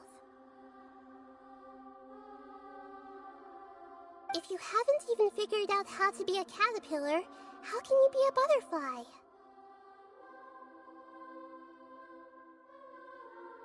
Yes, true. That reminds me. I wonder how far along the Academia is with their God creation plan.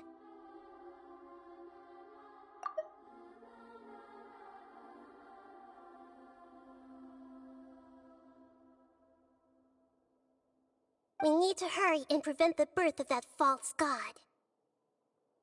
I need to make some preparations. Since I'm now free, I can establish a direct link to the Akasha and control it. First things first, I need to remove the restrictions that the doctor put on me in the Akasha. After that, I'll make some adjustments and revoke the sage's permissions. The Akasha will then be like how it originally was, only operable by the Archon. After all, the Academia betrayed Greater Lord Rukkhadevata's trust.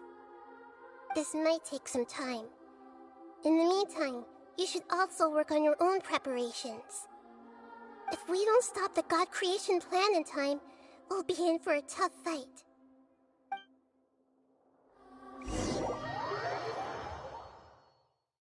Might as well prepare for a fight. When we're done, we can take a walk around. After all,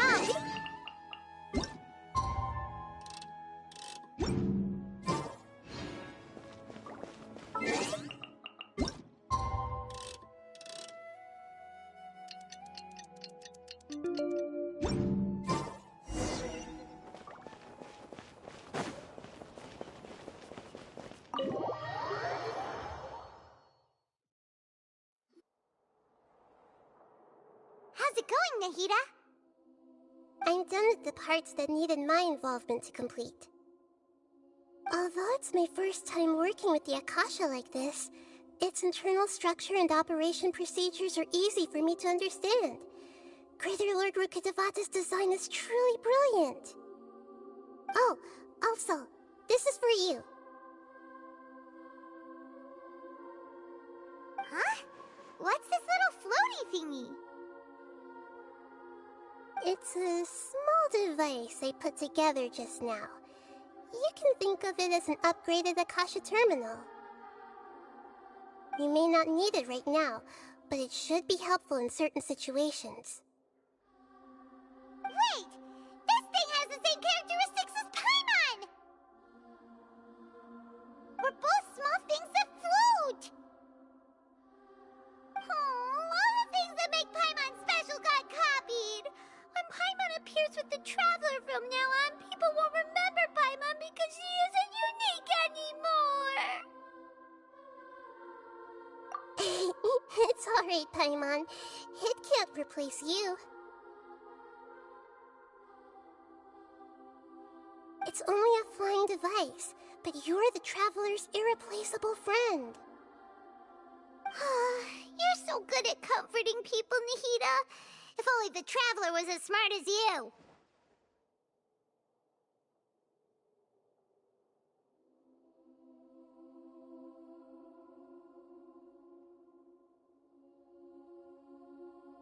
Hmm? I was simply telling you what I feel to be the truth. I wasn't trying to comfort you. Nahida, you're a natural at this. What you just said made Paimon even happier.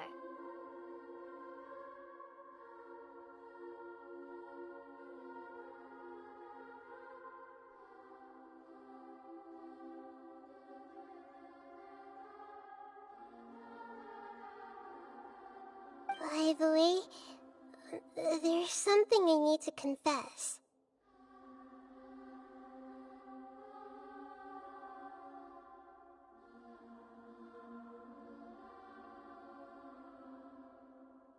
Even though I'm the Archon and in control of myself again, I'm not very good at fighting.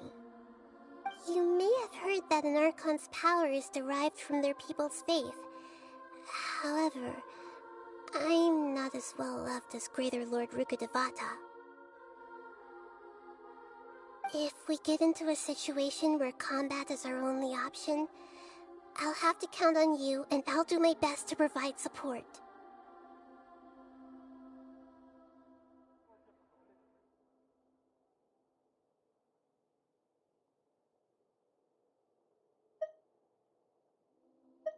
I'm glad I can rely on you.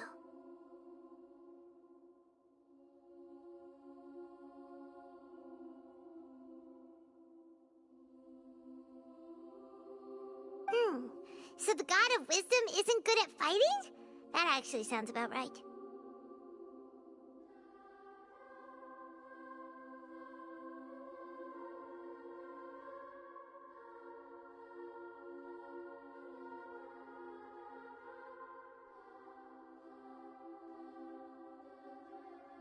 I've located where the false god is. Time is of the essence, so let's skip to it.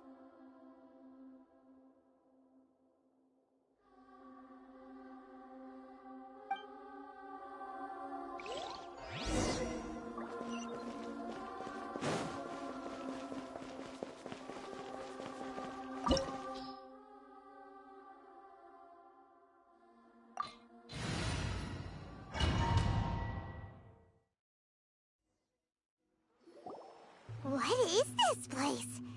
Is this really the way we need to go? Wow. Who would have thought there'd be a place like this hidden right slap bang in the middle of the city? The sages wanted to realize their god creation plan without being discovered. The safest and most convenient way would be to build within the academia itself. That's true. They were already hiding one god, so why not two? Judging from the structure here, the project is a huge undertaking. The sages really saw the god creation plan as their ultimate goal. But this place doesn't look like it could have been constructed by the academia alone. The Fatui under the Doctor sure didn't hold back. They provided a lot of technological support. Yeah, or else they wouldn't have been that generous. Is that it, though? I've always felt that this Doctor is different from the academia sages.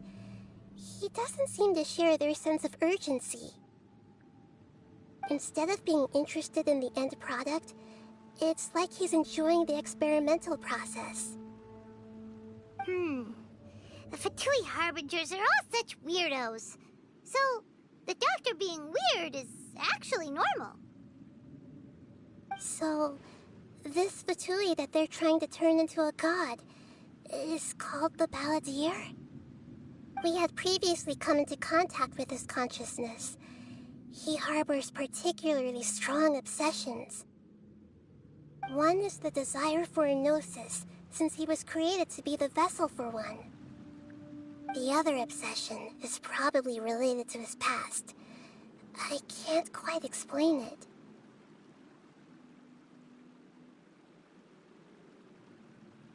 Paimon knows that he was a prototype puppet for the Raiden Shogun before he became a Fatui Harbinger. That's why he wants a gnosis so badly. There's no way he'd willingly be a test subject. Now with that temper and ego of his. It sounds like you know the Balladeer quite well. I see. Tell me more about him and what he's like. The more we know now, the better we can plan for and react to any future situation.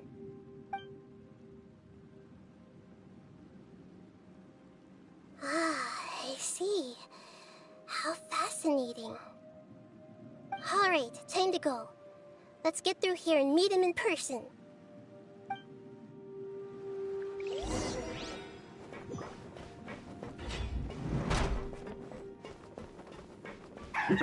Work time! It's behind the work! Ring cutter! Let's end this quickly! Go Get ahead! out of my way! Time to fulfill my Torn duty! to oblivion! I guess this is it.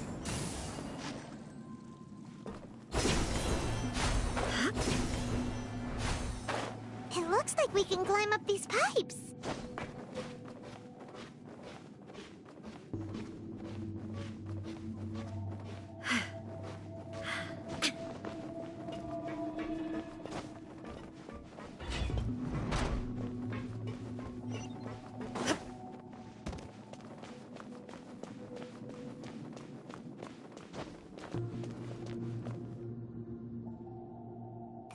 On the ground seems all messed up. Let's go around and see if there's a way to fix it.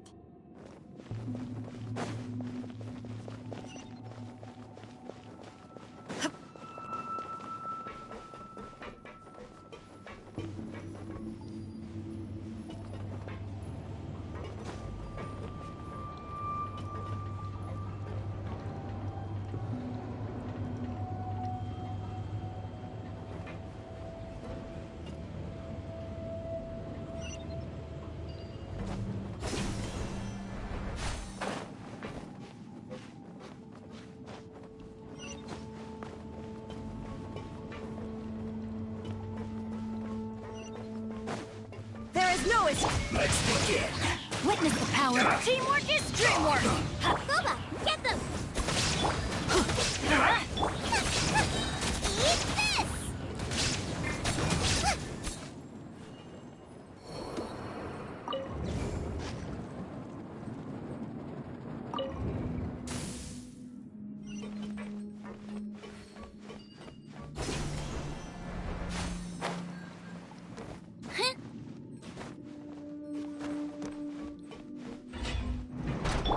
Frozen. Illusion shattered! Crisp. No, my sword!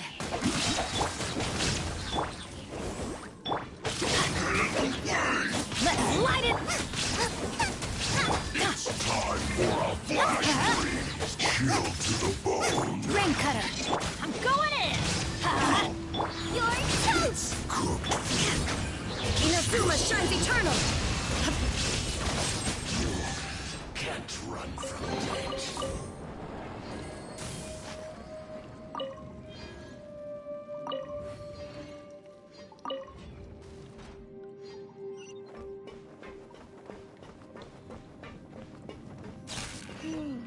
The cart is stuck.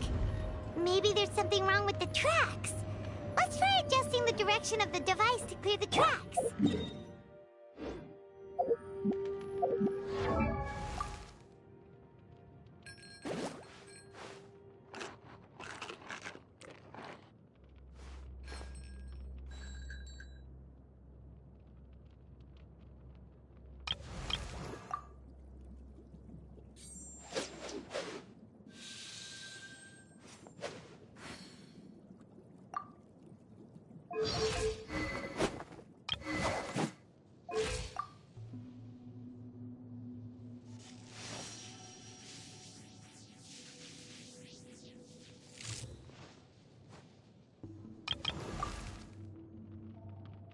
Benny's adventure team, assemble! Oh. Oh. Or not.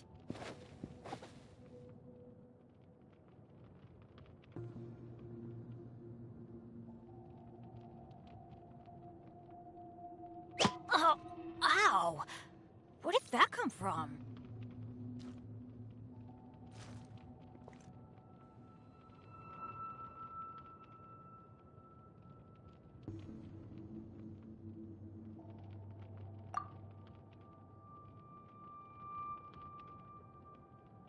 Benny's adventure team, assemble!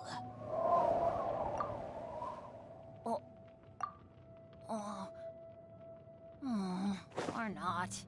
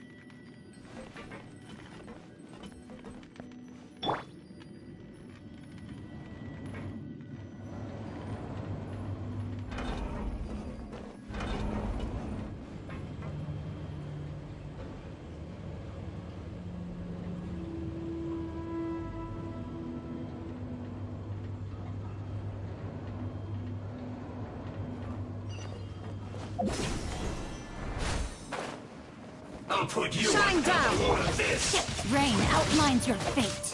Know my sword! Shouldn't get careless. Huh? Nice and spicy.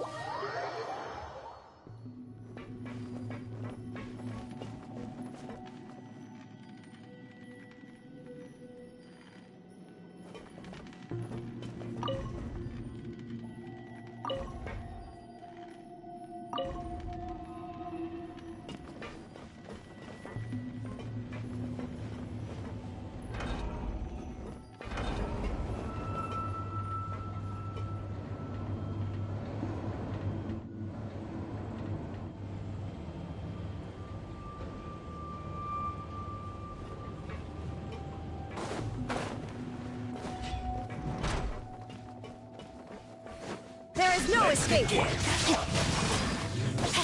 Rain outlines your fate. Let's light it up! I will end you.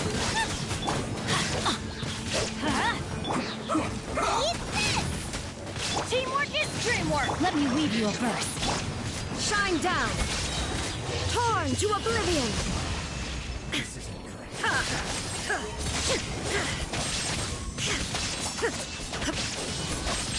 Illusion shattered!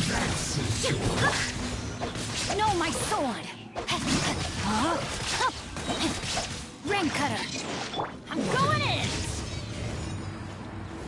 Let's light it up! Boba, get them! Inazuma shines eternal!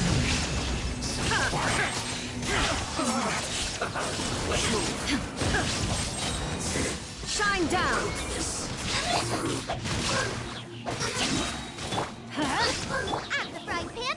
Witness the power of teamwork is dreamwork! Torn to oblivion!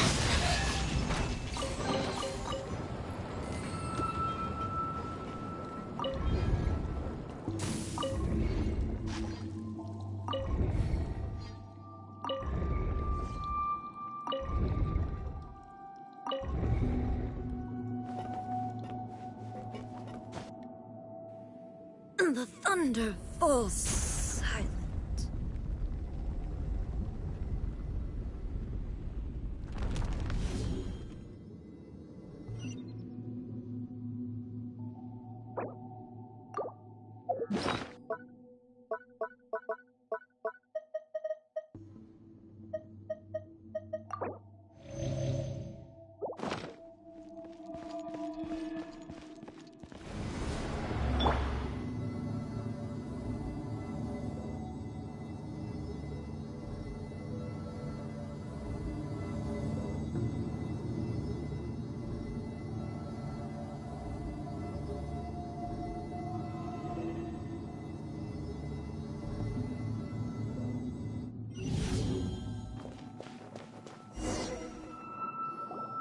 Looking at its operational status, we must prepare for the worst. The god they wanted to create is likely close to completion or already completed. Oh no, what should we do? Paimon can't imagine how hard it would be to fight against a Fatui Harbinger with a Gnosis. Are you nervous, Paimon? If you really want to know, of course Paimon's nervous. Aren't you too, Nahida? Yes, I am. This is probably the first time I faced with a calamity of this degree since my birth. I feel not just nervous, but curious as well. Curious? Curious about what? Curious about our fate.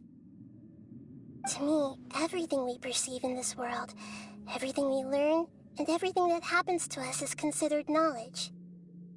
And if it's a form of knowledge, then it can be understood. However, only fate is about that which has yet to occur, so it has always drawn my curiosity. So to me, fate is the ultimate knowledge.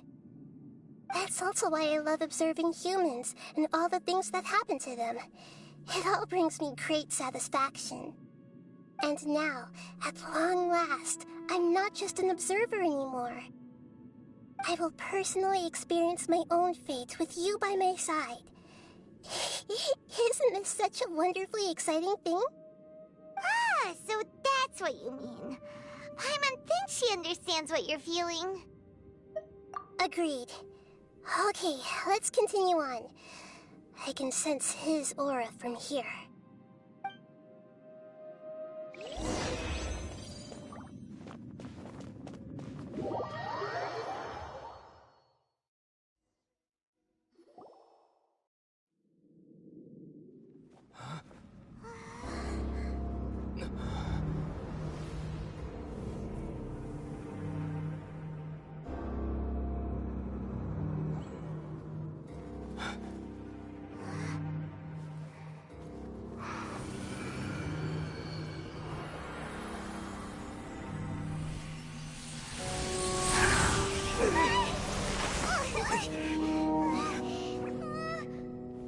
Who would have thought the world would be so eager for my birth?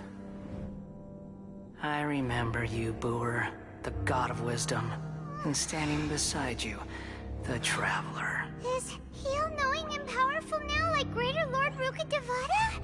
No, I can't feel the same kind of divinity I felt from the Greater Lord. It seems that the sages didn't get the chance to infuse the divine knowledge capsules into him. But even still, he has undoubtedly become a true god now. So we're too late? The Balladeer has already become a god? The Balladeer. A long bygone title. When my spirit ascended to divinity, I felt as if I had existed for the same number of epochs as heaven and earth. Looking back, the existence of what once called itself Kunikazushi appears infinitely small and ugly.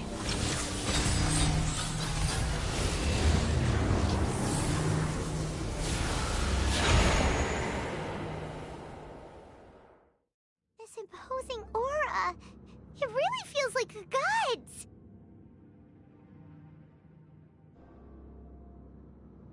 A body that capitalizes on the Balladeer's original construction as a mechanical puppet, with the Gnosis serving as a constant power supply. How much effort and resources did the sages put into this? From a purely technological perspective, it's a commendable achievement indeed. It's no exaggeration to say, this is the culmination of human wisdom. You sure are something! Dishing out compliments at a time like this? But I don't think he's reached the spiritual height of a god.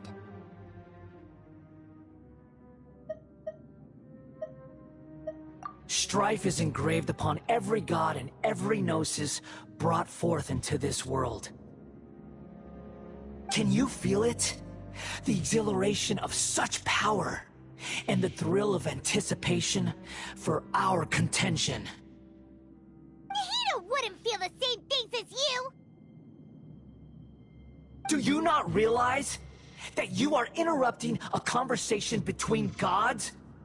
Lowly creature, know your place!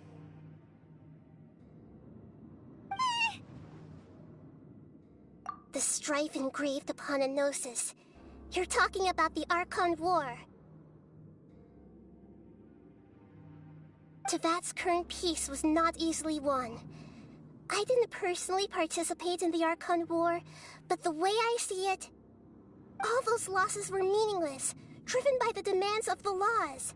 There's no point in bringing it up again. Is that so? Yet I am deeply disappointed that I was never allowed the fortuity to personally participate in the Archon War. This is a first. Encountering a god in this world who does not crave power. No wonder your own people have abandoned you, God of Wisdom. Your judgment is as your existence, unsubstantial. This is where everything ends, Booer, the God of Wisdom. You should know that wisdom cannot solve every problem. Like now, where your only option is to face me in combat. Come! Let us reenact a scene of the Archon War. Come and inaugurate my birth as a god.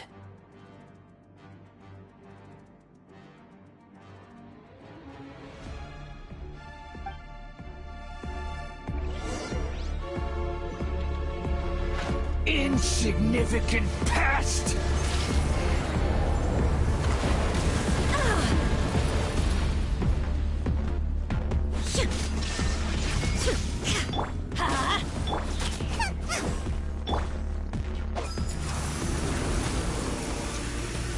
Perish! Time to act. My endless cycle begins!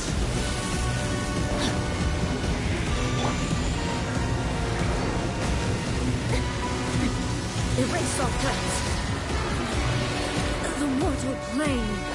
A fleeting dream.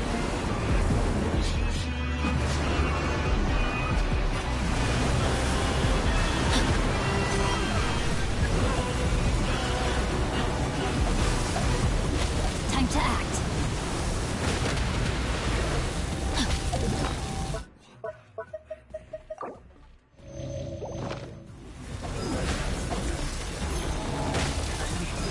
Time to act. It's...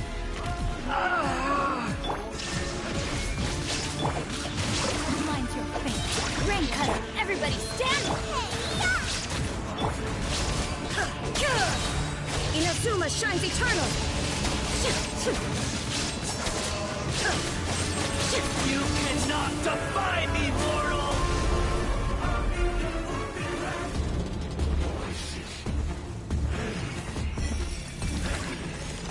At my command, you shall fall!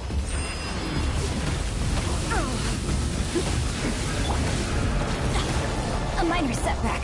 I am outplayed.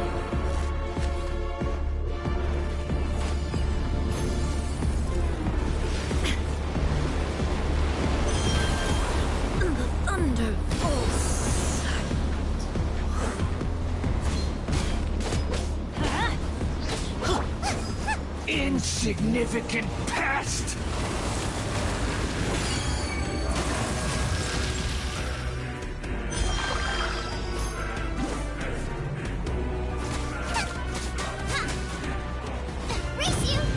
My endless cycle begins!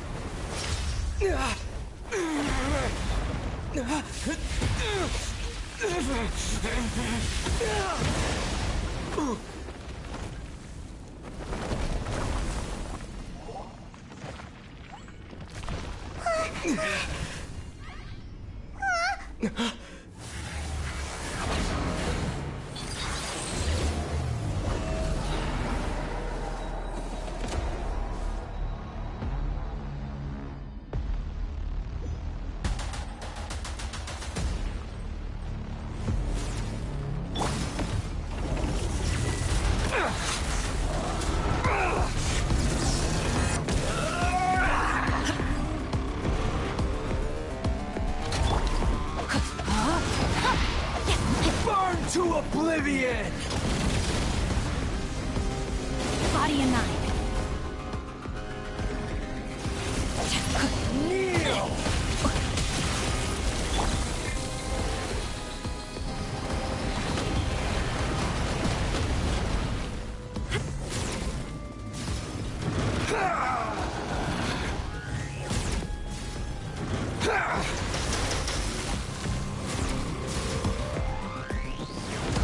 Tremble!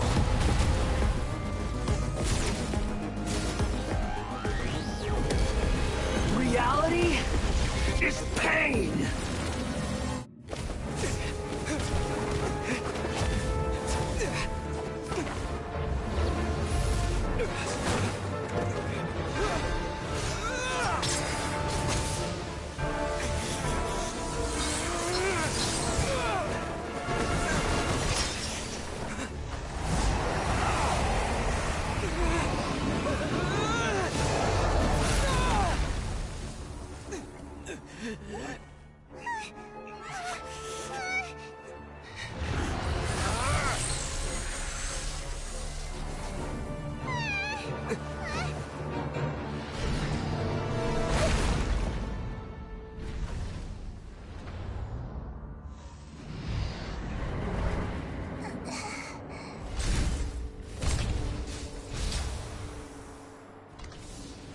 This is supposed to be a battle between gods, yet you choose to hide behind a mortal.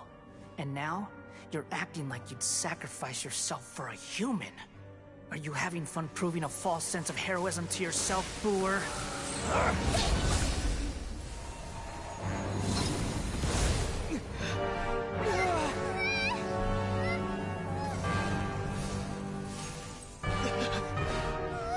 The data collection is almost complete. Do you even know how many times you've tried to take my gnosis from me?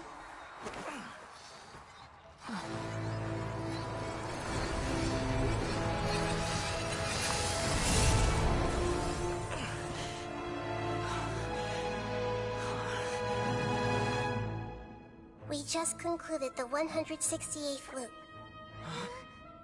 Did you know that in the effort to create you, the people of Sumeru were forced to live through the exact same number of Sub-Zerus festivals and Samsara cycles? The power of dreams. When did you use it on me?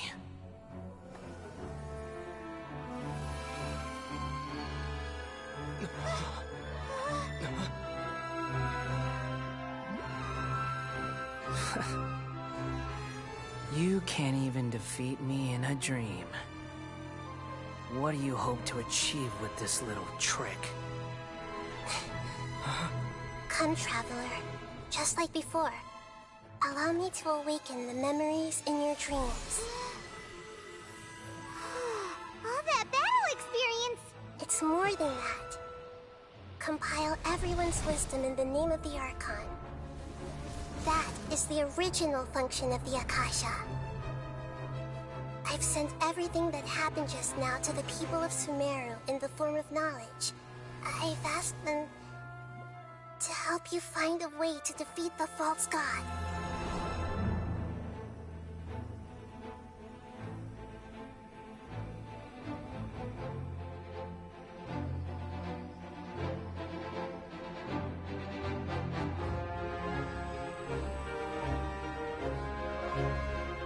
Now, all of Sumeru's wisdom is at your disposal.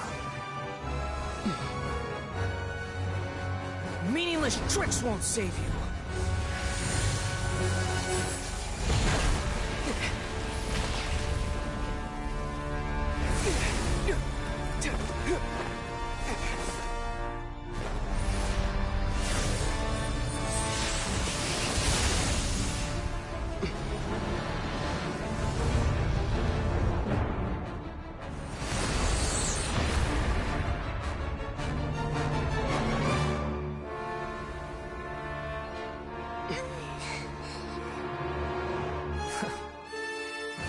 Are you done with your tricks?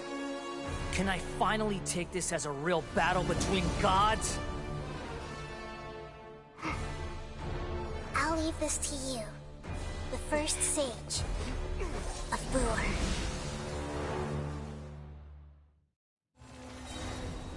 I am the all-knowing God!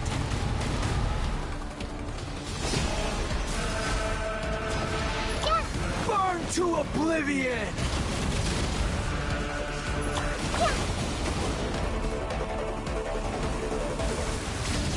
Kneel!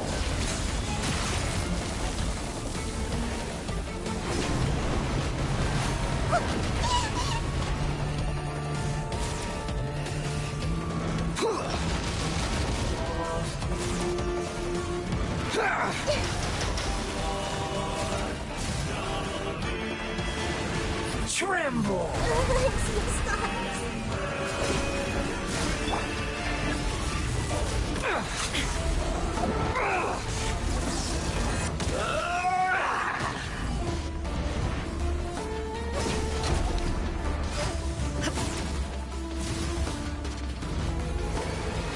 Reality is pain!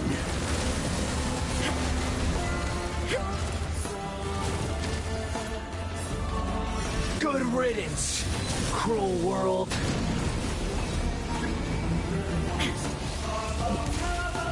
Shine down! Witness the power of Guhua. Rain outline. Teamwork is dreamwork. Eat this! Ha! Now you shall perish!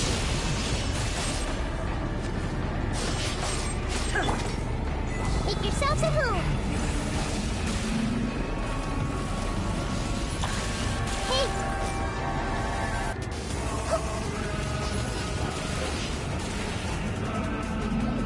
Everyone hold hands!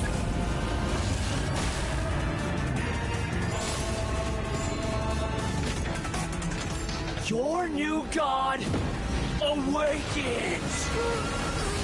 Lasts forever. Now, your eyes have been opened.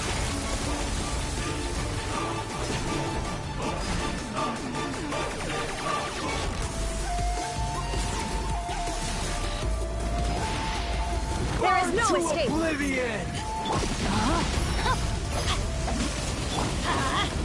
Nice and spicy!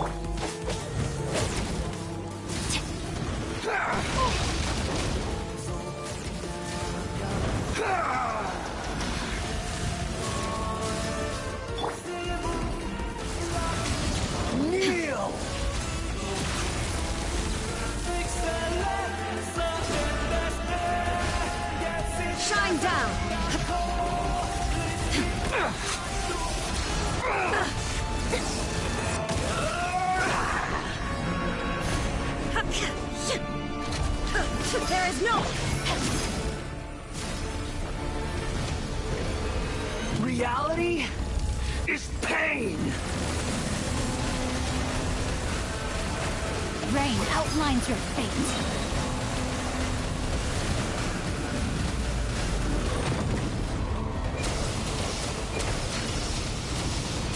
Body and mind.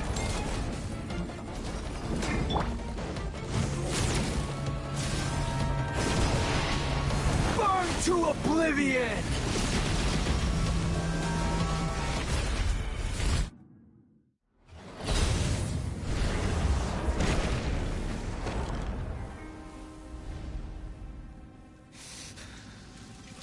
Humans.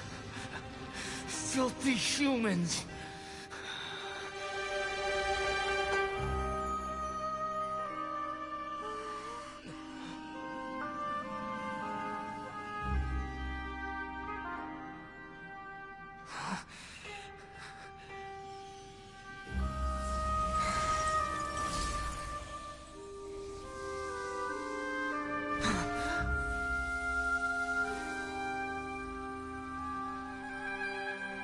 No! Wait! Please! Anything but the Gnosis!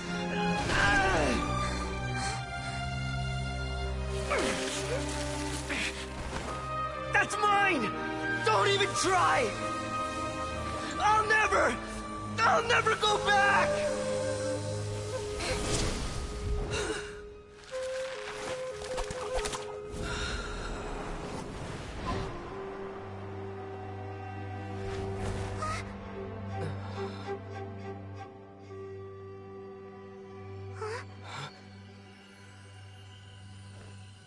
We haven't yet found the answer to the most important mystery. Irminsul is still waiting to be saved. With the power of another Gnosis, we may now finally understand the last memory of Greater Lord Rukkhadevata.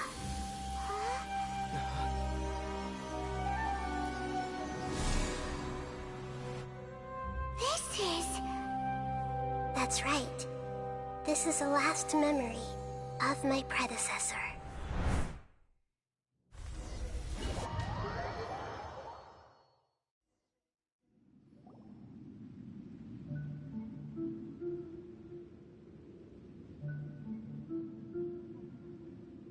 Huh.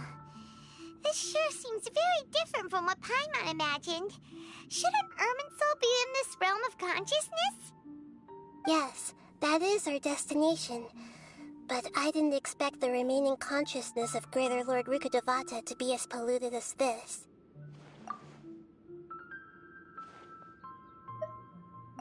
Forbidden knowledge? It seems you know about a concept that even I don't completely understand. Could you tell me what you know?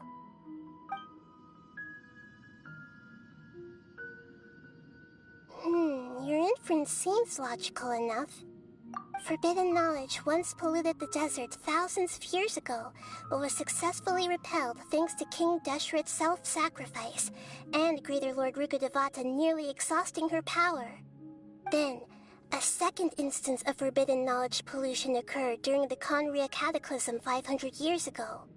But I'm afraid it is much more serious this time, with Irminsul itself already in danger.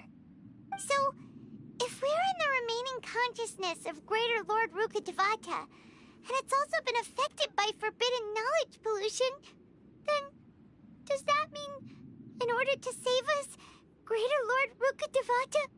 Yes. It's very possible that she sacrificed her life in the fight against forbidden knowledge.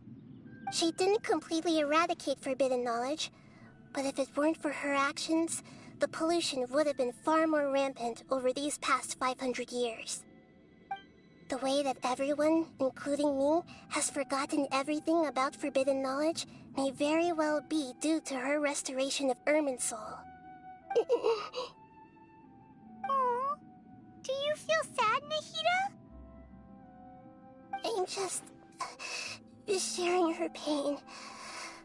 The pollution of her consciousness here is severe. There is madness, chaos, and pain all around us. Did she fight to resist the forbidden knowledge pollution in such terrible conditions, all the way up to her last breath? She even used her last remnant of lucid consciousness to leave a clue for us to follow.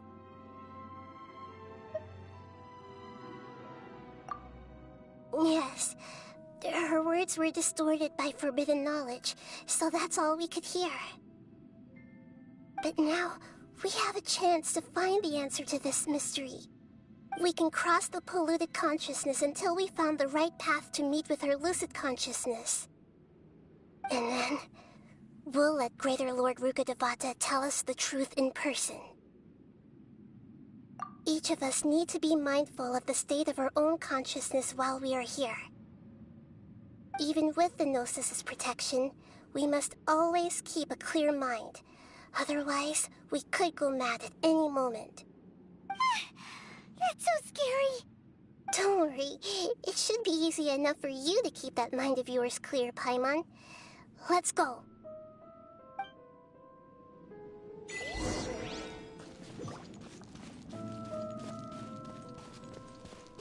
Are we in the air? And why is there a huge boat? That's the boat of consciousness, which symbolizes reason here. Wow. What are these? The monsters seem to have been affected by them.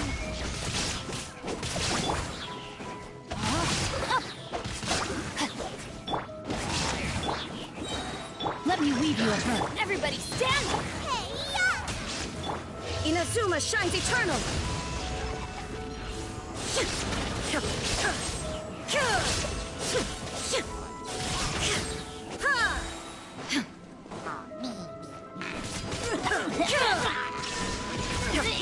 Rain outlines your fate.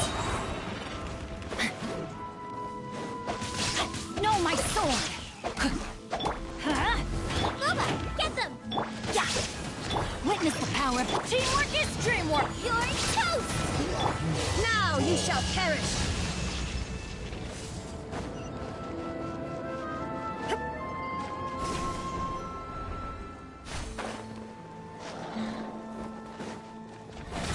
There is no escape! Time to act. Let's light it up! Nice and spicy! Illusion shattered!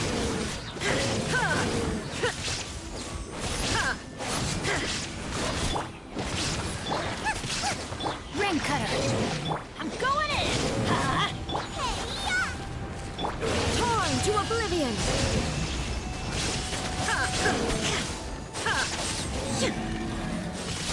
Look! Four-leaf sigils have appeared in the sky!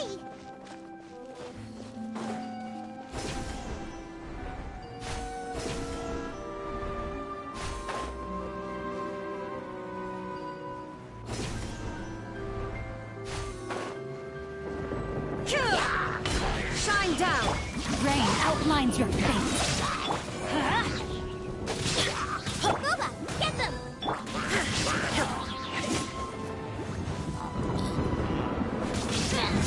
There is no escape!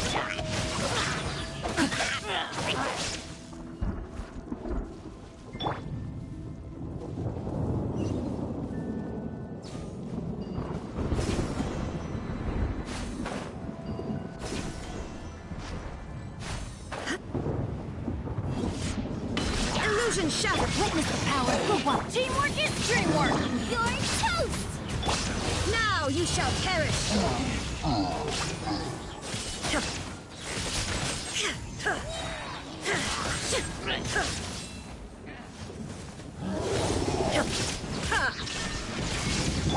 No, my sword.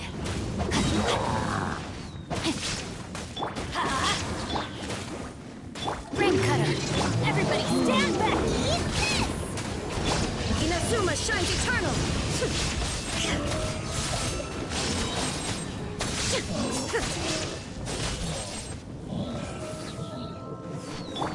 Rain outlines your fate.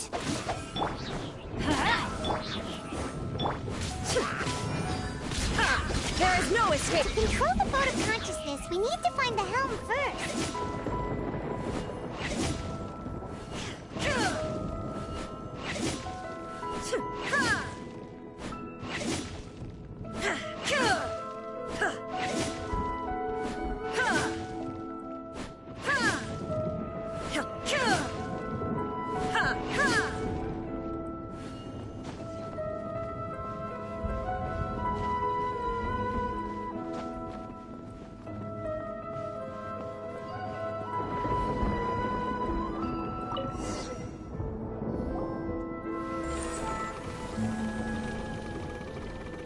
We changed direction.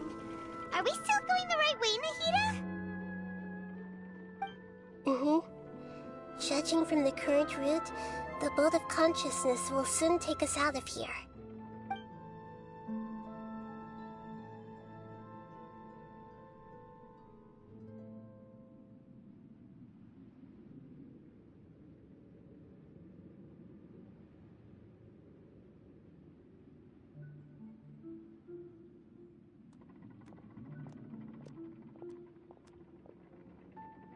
We'll be arriving at our destination soon.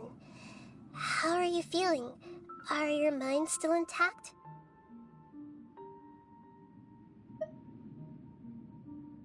Huh? But everything's been completely normal for Paimon. Hopefully there won't be any more interruptions. This time, we should be able to meet Greater Lord Rukkhadevata. Are you saying you've never met Greater Lord Rukkhadevata before? No. It seems that my birth and her death took place at the same time. Otherwise, I think she would have given me a little more guidance, and I could have done a better job. Hey, you've done a great job, Nahida. Let's get out of this creepy place and go meet her.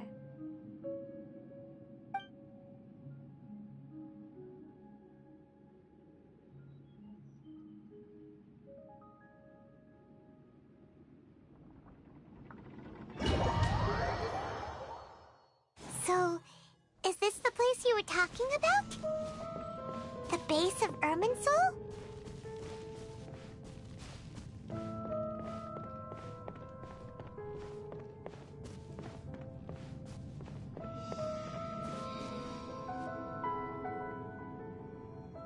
Well, this is the place.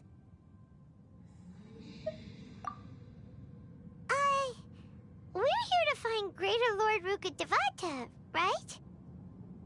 But the one standing over there is...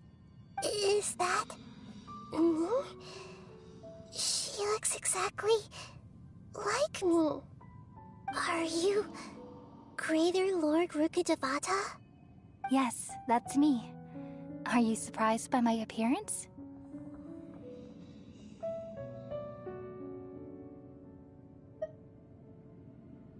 Irminsul and the surrounding lands have been reproduced here as they were years ago. But this is just a realm of consciousness. We are manifestations of the same nature. Hence why we would appear exactly the same. We're of the same nature? Why? Because you are me, and I am you. You are me in the new samsara. The new samsara? As Greater Lord Rukkhadevata, I'm the avatar of Irminsul, and you are the purest branch snapped from Irminsul. Imagine it this way. Even if a tree dies, its branches will eventually take root and grow, continuing the tree's life in another form. I'm merely the remaining consciousness of Greater Lord Rukkhadevata. The real me has presumably died a long time ago.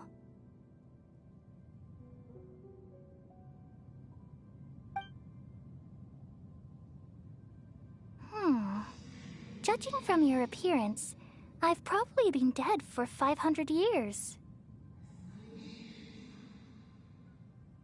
But you're finally here. My new self in the samsara. If this is true, then am I going to be a great Archon like you someday?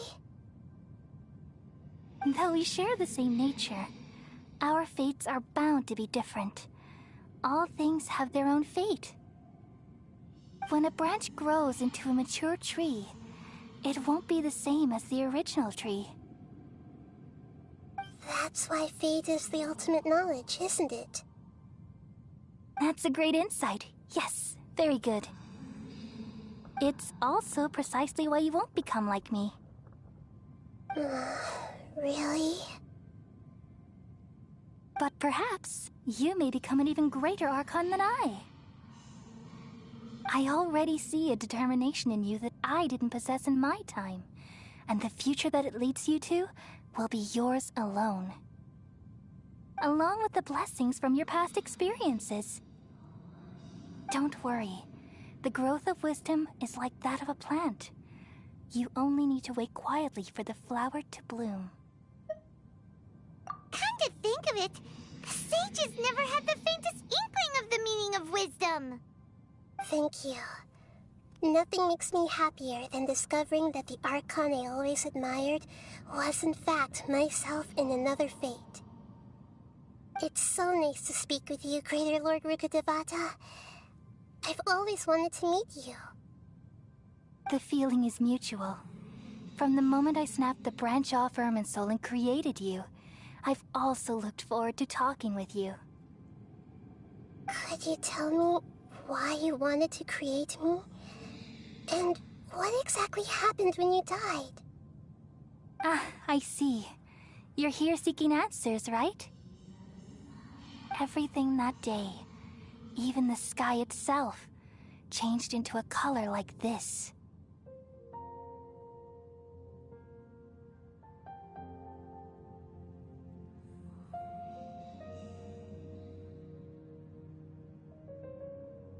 At that time, the Seven were all summoned to the nation of Conria. Except for me. I had a more important task to attend to.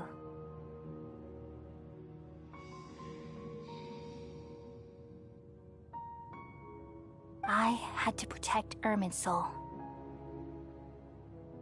The disaster occurred together with the pollution of forbidden knowledge. At that very moment, with my consciousness connected to Irminsul, I sensed something was wrong. The pain started to torment my mind. By the time I reached Irminsul, it was already displaying signs of corruption. Had I not repelled the pollution of forbidden knowledge with King Deshret thousands of years ago, I might have felt even more hopeless and lost. So what exactly is forbidden knowledge? It's a kind of knowledge that doesn't belong to this world, and a form of truth that can't be understood. It came from the very bottom of the abyss. Even I could never understand it.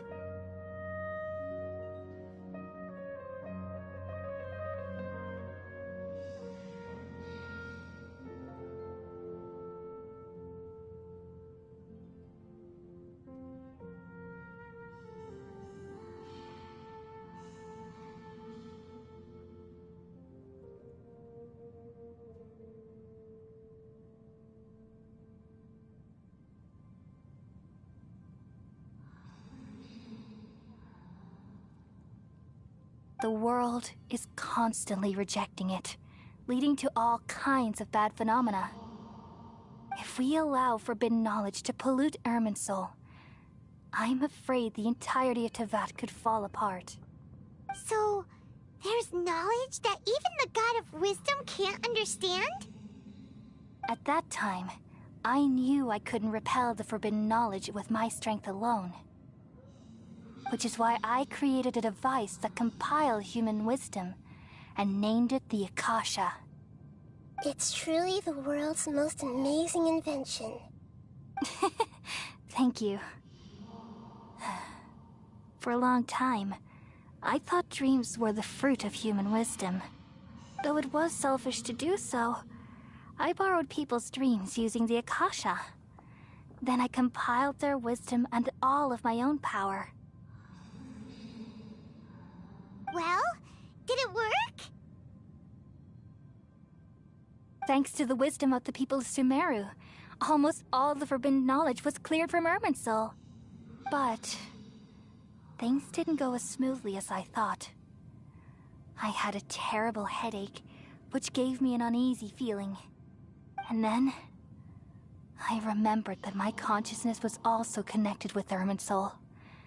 It brought me knowledge and wisdom, but vile corruption as well. From the very beginning, my existence had been polluted by the forbidden knowledge. Oh no. How could that happen? I've experienced that pain in your consciousness. It must have been a horrible experience. Yes, but my feelings weren't important. The important thing was that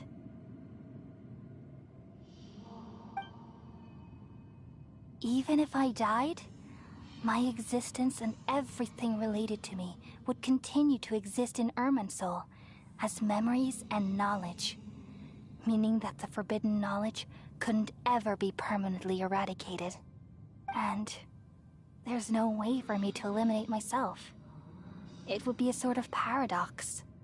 So, I took the purest branch of Irminsul as my incarnation in the next samsara, and left a trail of clues.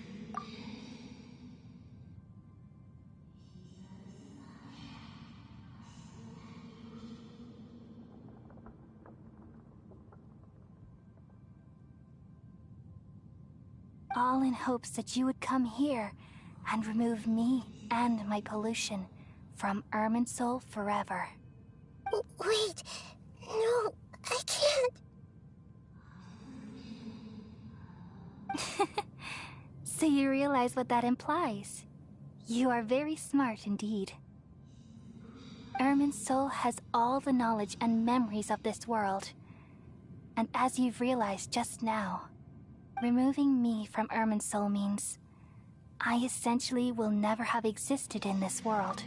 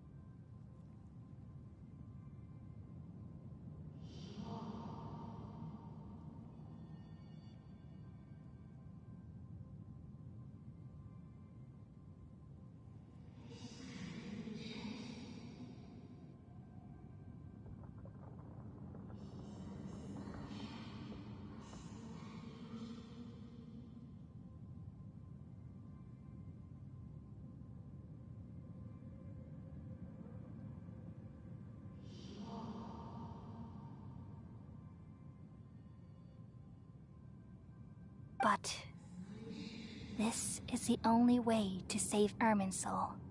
People love you so much, and they've missed you so much over the past 500 years. I am exactly the same. So how can we just forget you like this?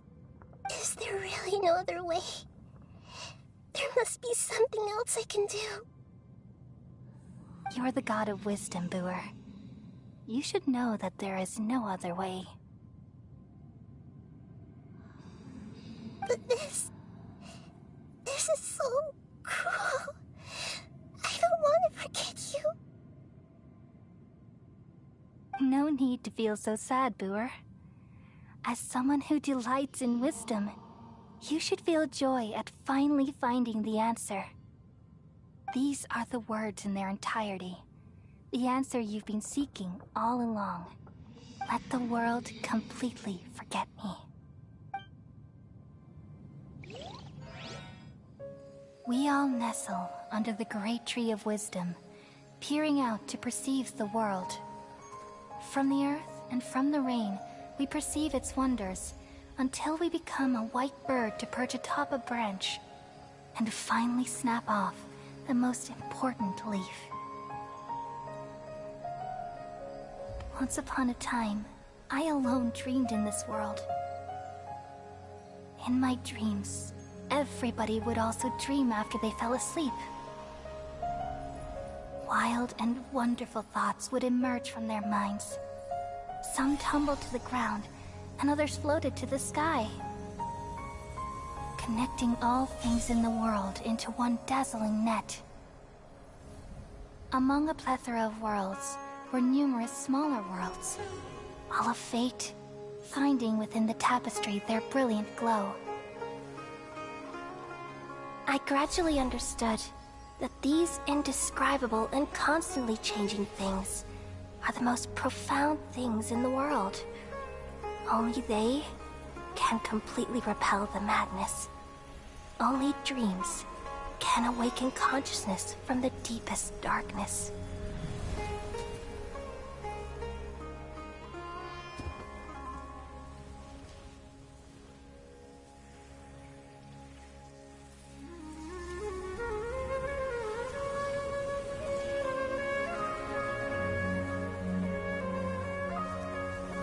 I'm the one who posed this question, yet also the one who sought a solution. Saving the world with the dreams of the people used to be my answer. And now, you've also found your own answer, and I shall return all the dreams to the people.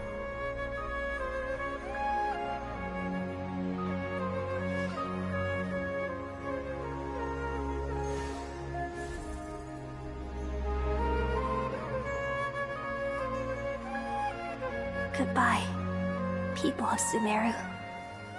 May you be blessed tonight with the sweetest of dreams.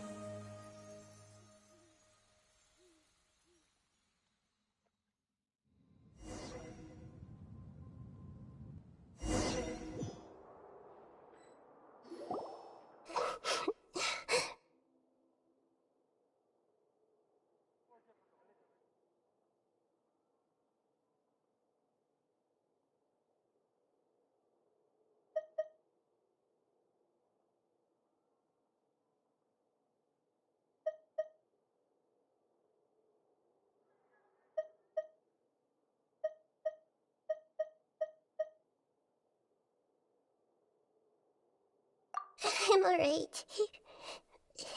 I'm just a little confused. We've just saved the world, right? So why am I crying? I don't know where this feeling inside of me is coming from, but I feel very sad.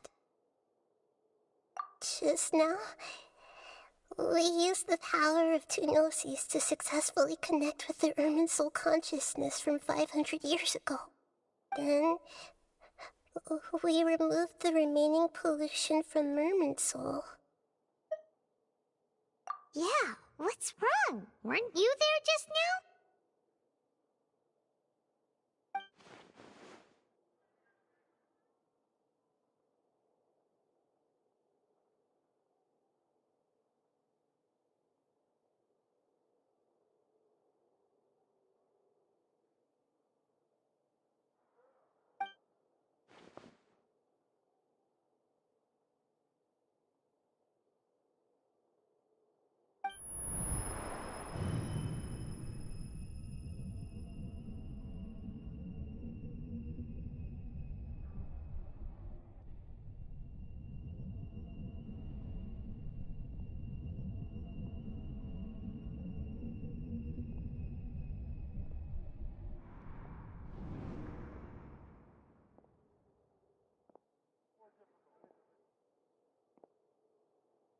Huh? That sound. Traveler! Paimon! I've been waiting here far too long. But finally I have the chance to be alone with you, All the precious time I wasted has finally paid off. The doctor! What have you done? Just a type of sound wave that can quickly put defenseless people into a dream. As I expected, it doesn't have any effect on gods. This is the only thing of interest I found among the sage's research. I thought I'd take it for a little spin. Don't worry. I know you would never forgive me if I actually killed them. I'm here to negotiate with you. Naturally, I won't do anything dangerous that could potentially damage our relationship. Negotiate with me? I heard you had already left Sumeru. Why are you here again now? I left Sumeru, but I also stayed in Sumeru. Even the God of Wisdom is restricted by the habits of cognition. How disappointing. You mean there are many different versions of you in this world? An astute guess.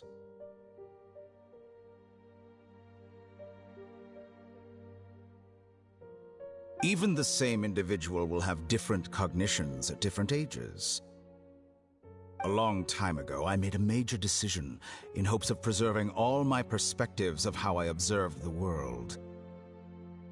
Observation is the first step of any experiment, but observing the current world doesn't satisfy me. It lacks an important dimension, that of time. So I saved segments of all my ages and made them into independent individuals. That's all there is to it. Indulge me. How does the God of Wisdom find my method of seeking knowledge? It's an insult to the very concept of life. Life inherently has many rules and restrictions, each with its own significance and reason to exist. They can't be broken on a whim. Good. Amazing, even. Indeed, it's difficult for humans to make peace with themselves, not to mention oneself from a different period. Since you're in the academia, why wait until now to show up? You could very well have stopped us and helped that fake god. Simple. Let me ask you this.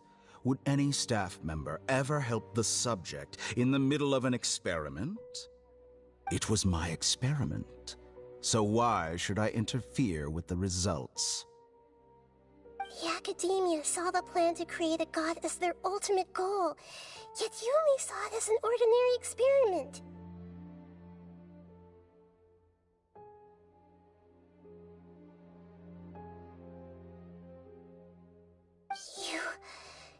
You really are crazy.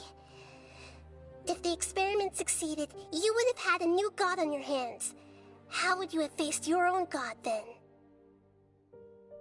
Would you still take the same stance? Would you still hold the same view of yourself? I'm first and foremost a scholar. These results should be left to the judgment of the hypothetical me confronted with that outcome. But you're right. And that's exactly why I'm disappointed with the conclusion of this experiment. As an individual, you don't have any sense of belonging. You seem to have even fewer convictions than a typical scholar. Oh no, I certainly have my own convictions. They just don't fit your standards, that's all. All right, that's enough conversation for today.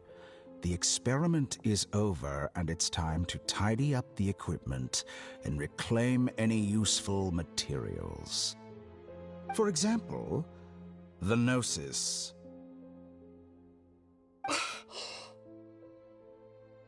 Lesser Lord Kusanali, you're an intelligent Archon. I'm sure you understand the disparity in our combat abilities at this time.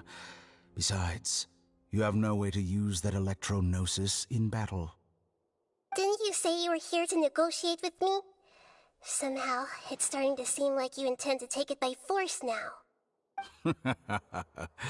I'm merely stating a fact. After all, I'm also a scholar. Naturally, I hope to show proper respect and dignity to the God of Wisdom. Your hypocrisy is built on absolute confidence. I understand your scheme, but... what if I were to destroy the Gnosis now and awaken the heavenly principles? Awaken the heavenly principles?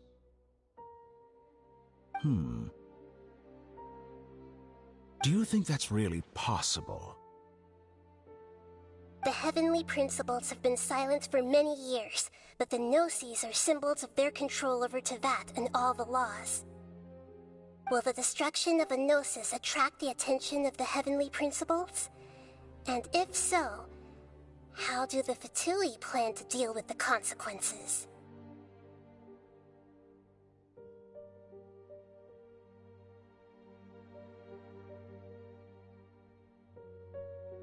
Do you dare to gamble such a possibility with me? Gamble? How surprising. I thought you would show evidence or use rigorous reasoning to prove your point. The word gamble is the last thing I expected to hear from the God of Wisdom. But this is a clever move. You must have seen through me when I first captured your consciousness. As a scholar, I respect all possibilities. This has always been my principle and is an essential trait as an experimenter. Indeed, I can't ignore this possibility. So tell me then, what are your conditions? This foreign Gnosis will only lead to disaster if it stays in Sumeru. But this Electro-Gnosis is the prize I obtained after defeating one of your fellow Harbingers. Now, as the one who initiated this cascade of events, shouldn't you pay the corresponding price? Price? Interesting. What price would you have me pay? How about erasing all your other segments?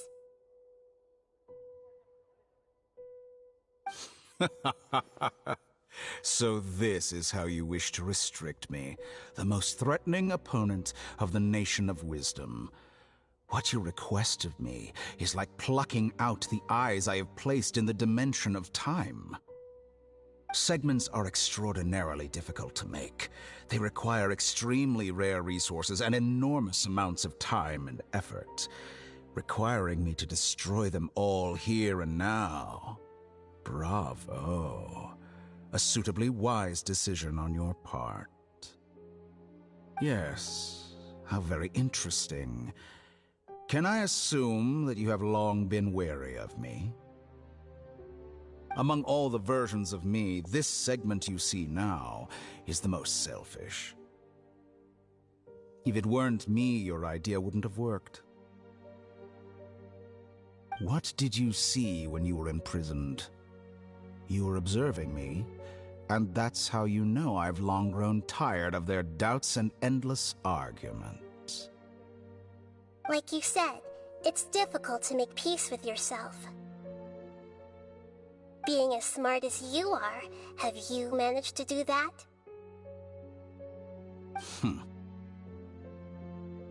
I see. If you think all those versions of me are worth a gnosis, then deal. You sure didn't hesitate much. Is the relationship between all the versions of you really that bad?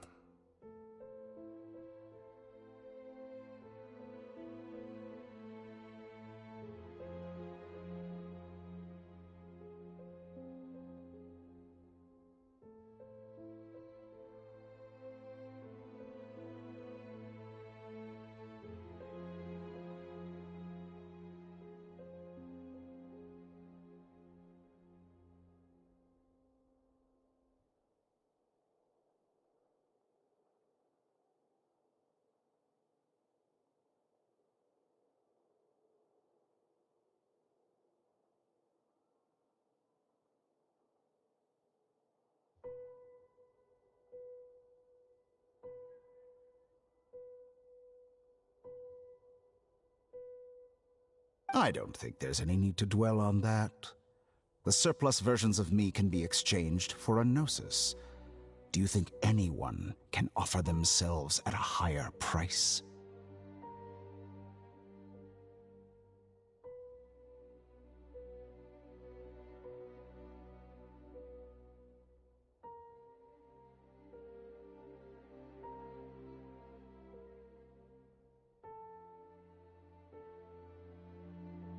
Besides, with my abilities, it's only a matter of time until I find better perspectives. Perhaps it's best to say, you're just temporarily ahead.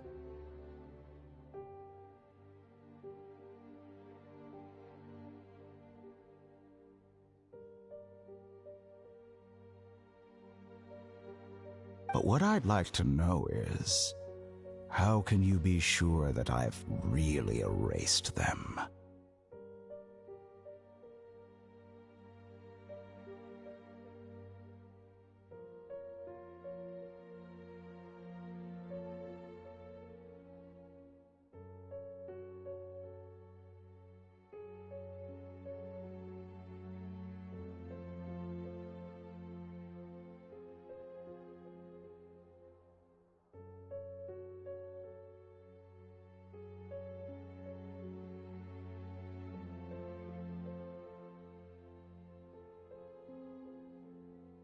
I can see your remaining honesty.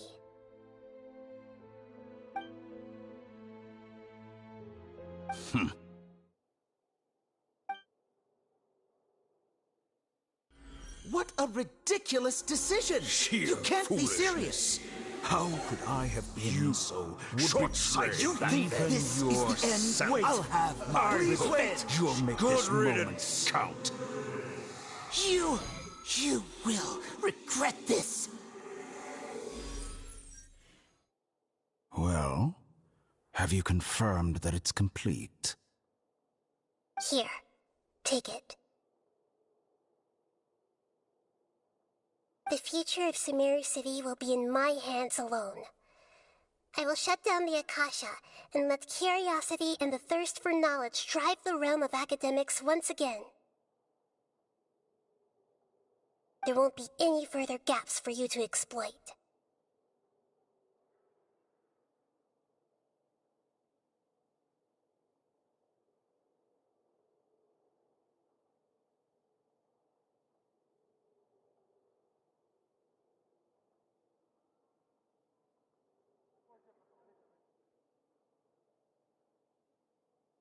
It truly pains me that my academic achievements have never been appreciated in my homeland. Of course, I have no interest in being rejected by this city for a third time. Another chess piece. And where is your dendronosis? Don't be greedy, Harbinger of Snezhnaya. No, this is a different transaction. If you intend to turn off the Akasha anyway, then there's no further use for the Gnosis of Sumeru, is there? Besides, isn't it the Archon's duty to deliver what's desired of the Seeker?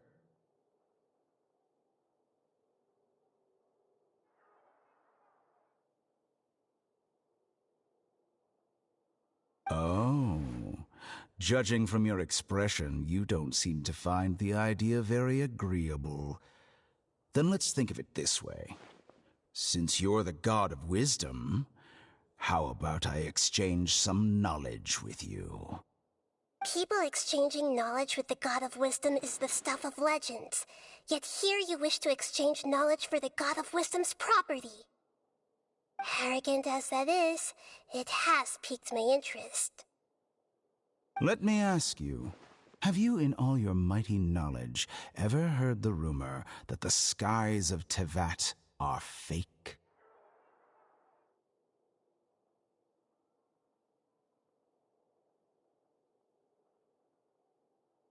Huh?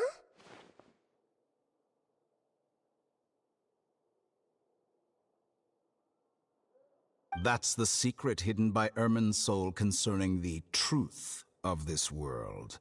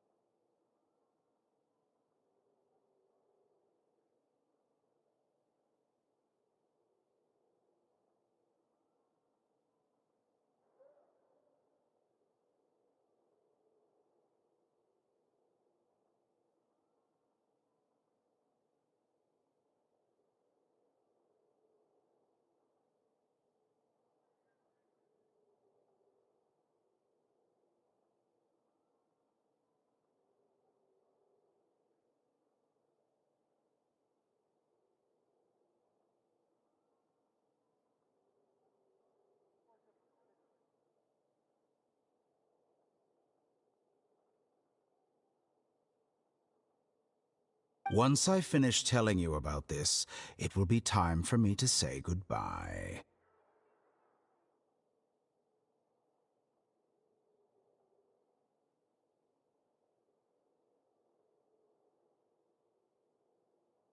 With negotiations, we've all gotten what we wanted. I'm very glad I got to meet you like this. Your arrogance may know no bounds, and convictions may mean nothing to you. But I'll still listen to what you have to say.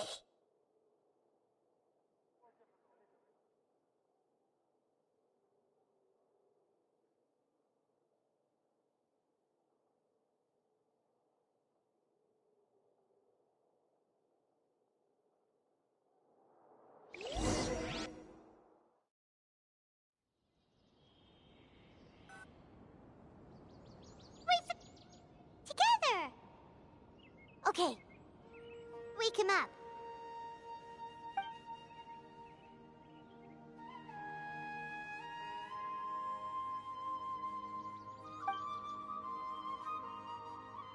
Are you awake? Kali says it's time for breakfast. Come on, get up!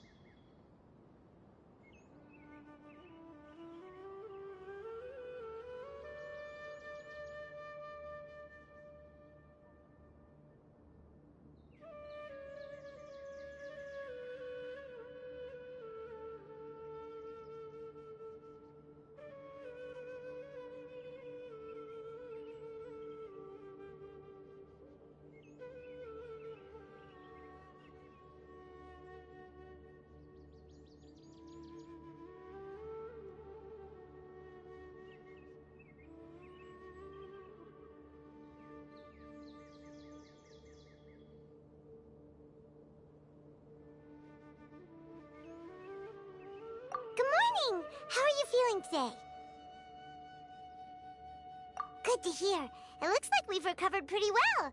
Not even Tainari could stop us from going out now, right?